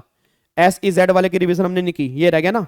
एसजेड वाले केस में क्या था कि अगर आपकी यूनिट एसजेड में है तो गवर्नमेंट ने बोला था एसजेड की यूनिट अगर तुम्हारी है, वहां से जो भी तुम एक्सपोर्ट सेल करोगे, एक्सपोर्ट सेल पर जो प्रॉफिट होंगे वो सारे के सारे एग्जम्प्ट होंगे। पहले 5 साल सारे एग्जम्प्ट होते हैं, उससे अगले 5 साल 50% एग्जम्प्ट होते हैं विदाउट कंडीशन, उससे अगले 5 साल गवर्नमेंट का 50% होंगे बट विद कंडीशन होंगे। तो एसजेड वाले अगर तुम्हारी यूनिट एसजेड में है और वहां से तुम एक्सपोर्ट सेल कर रहे हो तो एक्सपोर्ट सेल पर आने वाले प्रॉफिट एग्जाम है पहले 5 साल सारे, अगले 5 साल 50%, बस इतनी सी बात आपको ध्यान देके चलनी है। ठीक है, उसके बाद 43.6 WDV, 51 पिक्चर अभी बाकी है, 52 पिक्चर खत्म हो चुकी है, 38.2 पार्शली बिजनेस और partially personal, 50A SLM method वाले केस में short term capital gain, 43CA stamp duty value वाला, 33AB टी रबर कॉफी। याद है टी रबर कॉफी वाले केस में क्या होता है, टी रबर कॉफी में आपको मैंने कहा था agriculture income non agriculture income, कल वाली क्लास में ही हमने किया था। हेलो भाई साहब, याद है ना आपको, टी में 60-40 है, रबर में 65-35 होता है, और फिर कॉफी में 2 केस होते हैं, अपना विद फ्लेवर विदाउट फ्लेवर, अगर ओनली क्योर्ड है 75-25, और अगर रोस्टेड ग्राउंडेड रोस्टेड सब कुछ कर दिया है तो 60-40 की रेशो होती है। याद आपको नहीं, ये सारी बातें हमने कंप्लीट की थी। उसके बाद 35.11 revenue expenditure for scientific research, अच्छा इसकी भी तो रिवीजन रह गई है, ओहो ये भी तो हमने रिवीजन नहीं की, ओ माय गॉड ये तो हमारी रिवीजन रह गई है, ये तो हमारी रिवीजन रह गई। हाँ मैं वही कहूँ भाई सब खत्म कहाँ पे, अभी तो ये पॉइंट पड़ा है, याद करो फटाफट से। 35.11 revenue expenditure for scientific research, अब revenue expenditure for scientific research 100% खर्चा आपको अलाउड करते हैं, और बिजनेस कमेंसमेंट से 3 साल पहले के 2 खर्चे अलाउड होंगे, मटेरियल और सैलरी आपको अलाउड होंगे, 100% का बेनिफिट मिल जाएगा। ये हमारा 35.11 निकल के आता है। उसके बाद फिर आता है 35.12, याद करो डोनेशन दे रहे हो किसी अप्रूव इंस्टीट्यूट को, जो 35.12 में अप्रूव है, डिडक्शन कितनी मिलेगी 100%। 35.12A अगर किसी कंपनी को डोनेशन दे रहे हो जो कंपनी इंडिया में रजिस्टर्ड हुई है, साइंटिफिक रिसर्च कर रही है वो, तो बेनिफिट मिलेगा 100%। 35.13 अगर आप पेमेंट कर रहे हो, अगर आप पेमेंट कर रहे हो, याद करो अगर आप पेमेंट कर रहे हो, पेमेंट कौन सी कर रहे हो, पेमेंट कौन सी कर रहे हो, सोशल साइंस और स्टैटिस्टिकल रिसर्च के लिए, तो बेनिफिट मिलेगा आपको 100%। उसके बाद 35.14 capital expenditure for scientific research, business commencement के बाद के सारे खर्चे लैंड को छोड़कर, बिजनेस कमेंसमेंट से 3 साल पहले के सारे खर्चे लैंड को छोड़कर बेनिफिट मिलेगा 100%। अगला 35.2AA अगर पेमेंट करोगे आईआईटी को तो बेनिफिट कितना मिलेगा 100%। 35.2AB ये कंपनी के लिए, अगर कोई कंपनी इन हाउस रिसर्च करती है तो बेनिफिट मिलेगा 100%। लैंड और बिल्डिंग को छोड़ के, लैंड वाला खर्चा अलाउड नहीं होगा, बिल्डिंग वाला 35.14 में अलाउड हो जाएगा। उसके बाद 35 ट्रिपल सी एग्रीकल्चर एक्सटेंशन में तुम खर्चा करोगे तो बेनिफिट मिलेगा 100%।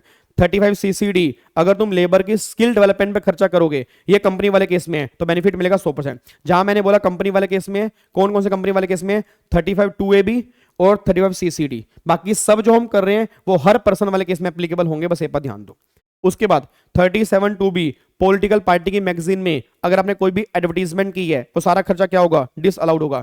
35 DD अमलगामेशन के टाइम पर जो भी खर्चे करोगे अलाउड होंगे 5 इक्वल इंस्टॉलमेंट के अंदर। 35 DDA VRS वाले जो भी खर्चे होंगे एम्प्लॉयर के हाथ में अलाउड होंगे 5 इक्वल इंस्टॉलमेंट के अंदर। ये सारी बातें हमारी निकल के आती हैं। आई थिंक अब जाके हमारी कहानी पूरी समाप्त हो जाती है। ठीक है, अब वापिस आ रहा हूं एक बार जी। तो यहाँ पे आओ, 3512 डोनेशन वाला हो गया, 3512 है कंपनी इंडिया में इनकॉर्पोरेट हो रही है, 3513 social science statistical research, 3514 capital expenditure, उसके बाद 352AA IIT, 352AB company in house research कर रही है, 372B पॉलिटिकल पार्टी की मैगजीन वाला खर्चा डिसलाउड, 35 ट्रिपल से agriculture extension, 35 CCD skill development, 35A baby और ABA लाइसेंस और स्पेक्ट्रम, 35D बिजनेस कमेंसमेंट से पहले वाले खर्चे, 40A7 और 40A9 वही अगर किसी एम्प्लॉयर ने अनअप्रूव फंड में कंट्रीब्यूशन किया तो वो डिस अलाउड है। फिर 35E प्रोस्पेक्शन और एक्सट्रैक्शन वाला खर्चा, 35DD अमलगामेशन वाले खर्चे, 35DDA VRS वाले खर्चे, 35AD 14 बिजनेस, सेक्शन 36 की सीरीज ये होती है सर्टेन डिडक्शन। याद है ना वो अपना सर्टेन डायरेक्शन में हमने काफी सारी डायरेक्शन अभी कंप्लीट की, बेड डेट्स वाली हो गया, एसटीडी हो गया, सीटीडी हो गया, सारे पॉइंट हमने कंप्लीट किए। 37 जनरल डिडक्शन, एक्सप्लेनेशन 1 लीगल खर्चे अलाउड होंगे, एक्सप्लेनेशन 2 CSR वाले खर्चे अलाउड नहीं होंगे। उसके बाद 40A1 था अगर पेमेंट कर रहे हो तुम नॉन रेजिडेंट को पेमेंट कर रहे हो तो 100% खर्चा डिस अलाउड होगा। उसके बाद अपना 40A1 रेजिडेंट वाले केस में 70-30 की रेशो होती है। 48(2) उस केस में क्या होता है, 48(2) में डायरेक्ट टैक्स से रिलेटेड खर्चे सारे के सारे डिस अलाउड होते हैं। 40A3 अगर सैलरी पे कर रहे हो एनआर को, TDS नहीं काटा, for ever disallowed. 40B partnership हमको डिडक्शन। 48(2) अगर खर्चे की पेमेंट की एक्सेसिव है या अनरीजनेबल है वो सारी डिसअलाउड है। 48(3) और 3A 10,000 तक की पेमेंट करोगे अलाउड है। 10,000 से ऊपर पेमेंट करनी है तो अकाउंट पे चेक, अकाउंट पे ड्राफ्ट या ऑनलाइन करनी पड़ेगी तभी वो अलाउड होगी। 41(1), 41(1), 41(2), 41(3), 41(4) अगर कोई खर्चा पहले अलाउड हो चुका है उसकी रिकवरी बाद में हो रही तो आपको टैक्सेबल है। 41(2) तो हमारा बैलेंसिंग चार्ज का था, 41(3) साइंटिफिक रिसर्च वाले एसेट बेचते हैं, 41(4) बेड डेट्स की रिकवरी का था। और उसके बाद 43B, तो 43B यहां पर मैंने कहा था कि आपको डिडक्शन मिलेगी पेमेंट बेस पे। फिर 44AA बुक्स ऑफ अकाउंट्स कैसे मेंटेन करनी है। 44AB तुम्हें ऑडिट कब करवाना है। 44AD presumptive taxation for businessman. 44ADA presumptive taxation for professional. 44AE goods carries, अगर आपके 10 तक गुड्स कैरी नहीं है तो आप डिडक्शन क्लेम 44A क्लेम कर लोगे। सेक्शन नंबर 14A और रूल नंबर 8D अगर इनकम एग्जम्प्ट है उसके खर्चे भी डिस अलाउड होते हैं। और फिर आके 44B, 44BB, 44BB और 44BBB, ये मैंने कहा था कि हमारे एग्जाम में वैसे किसी काम का है नहीं है और इसमें ना वैसे भी कुछ नहीं कवर है। इसमें प्रिजम्पटिव टैक्सेशन कवर होती है वैसे एनआर की। इसमें जैसे ये हमने की प्रिजम्पटिव टैक्सेशन आर की है, इसमें एनआर की कवर है। ठीक है, इसमें अब ये सारी की सारी बातें एनआर की आती हैं। ये 44B, 44BB, 44BBयां और 44BBB, इसमें भी 2 रेट है। वैसे इसमें भी 2 रेट है। एक तो शिपिंग ऑपरेशन वालों को 7.5% इनकम मानते हैं, एयरक्राफ्ट वालों को 5% मानते हैं, बाकी सब केस में 10% की इनकम मानते हैं इन सेक्शन में, बट वो आपकी किसी काम के हैं नहीं है। तो अब जाके हमारा चैप्टर खत्म हो जाता है। स्वाहा ओम मतलब सेक्शन 28 to 44DB स्वाहा। ओम मतलब सेक्शन 29 to स्वाहा। ओम मतलब सारा PGP स्वाहा। अब जाके सुपर फास्ट तरीके से हमारा PGP पूरा का पूरा रिवाइज हो जाता है। क्या आपको मेरी बात समझ में आ रही है, नहीं आ रही? क्या आपको मेरी बात समझ में आ रही है या नहीं आ रही? ठीक है, अब मैं क्लास आपकी यूट्यूब पे भी डाल दूंगा, तसल्ली से मल्टीपल टाइम रिवीजन करते रहना। ठीक है, आई थिंक मेरे ख्याल से हमारा 1.5 घंटा ही लगे अप्रोक्सीमेट, 1.5 घंटे से कम ही लगा होगा वैसे तो। ठीक है, बट देखो जो इतने लेक्चर हमने लगाए उसका रिजल्ट ये मिला कि हम 1.5 घंटे के अंदर भी PGBP अच्छे से रिवाइज कर सकते हैं अगर हमने पहले अच्छे से पढ़ा है। अब जो पहली बार रिवीजन देखेगा सीधा पता नहीं कौन सी गाली निकाल कर, तेरी और तेरी गाबे के बच्चे तूने क्या पढ़ा दिया, ऐसे पढ़ाता है क्या तू? तो उसको ये नहीं पता ना कि मैंने डिटेल में कितने लेक्चर लगाए हैं। उसको ये नहीं पता हम पहले कर चुके हैं, उस बस ये उनके लिए जिन्होंने पहले एक बार थोड़ा बहुत पढ़ा हुआ है, उनकी सुपर फास्ट रिकॉल करने के लिए ये क्लास है और किसी पर्पस के लिए नहीं है। ये डिस्क्लेमर है।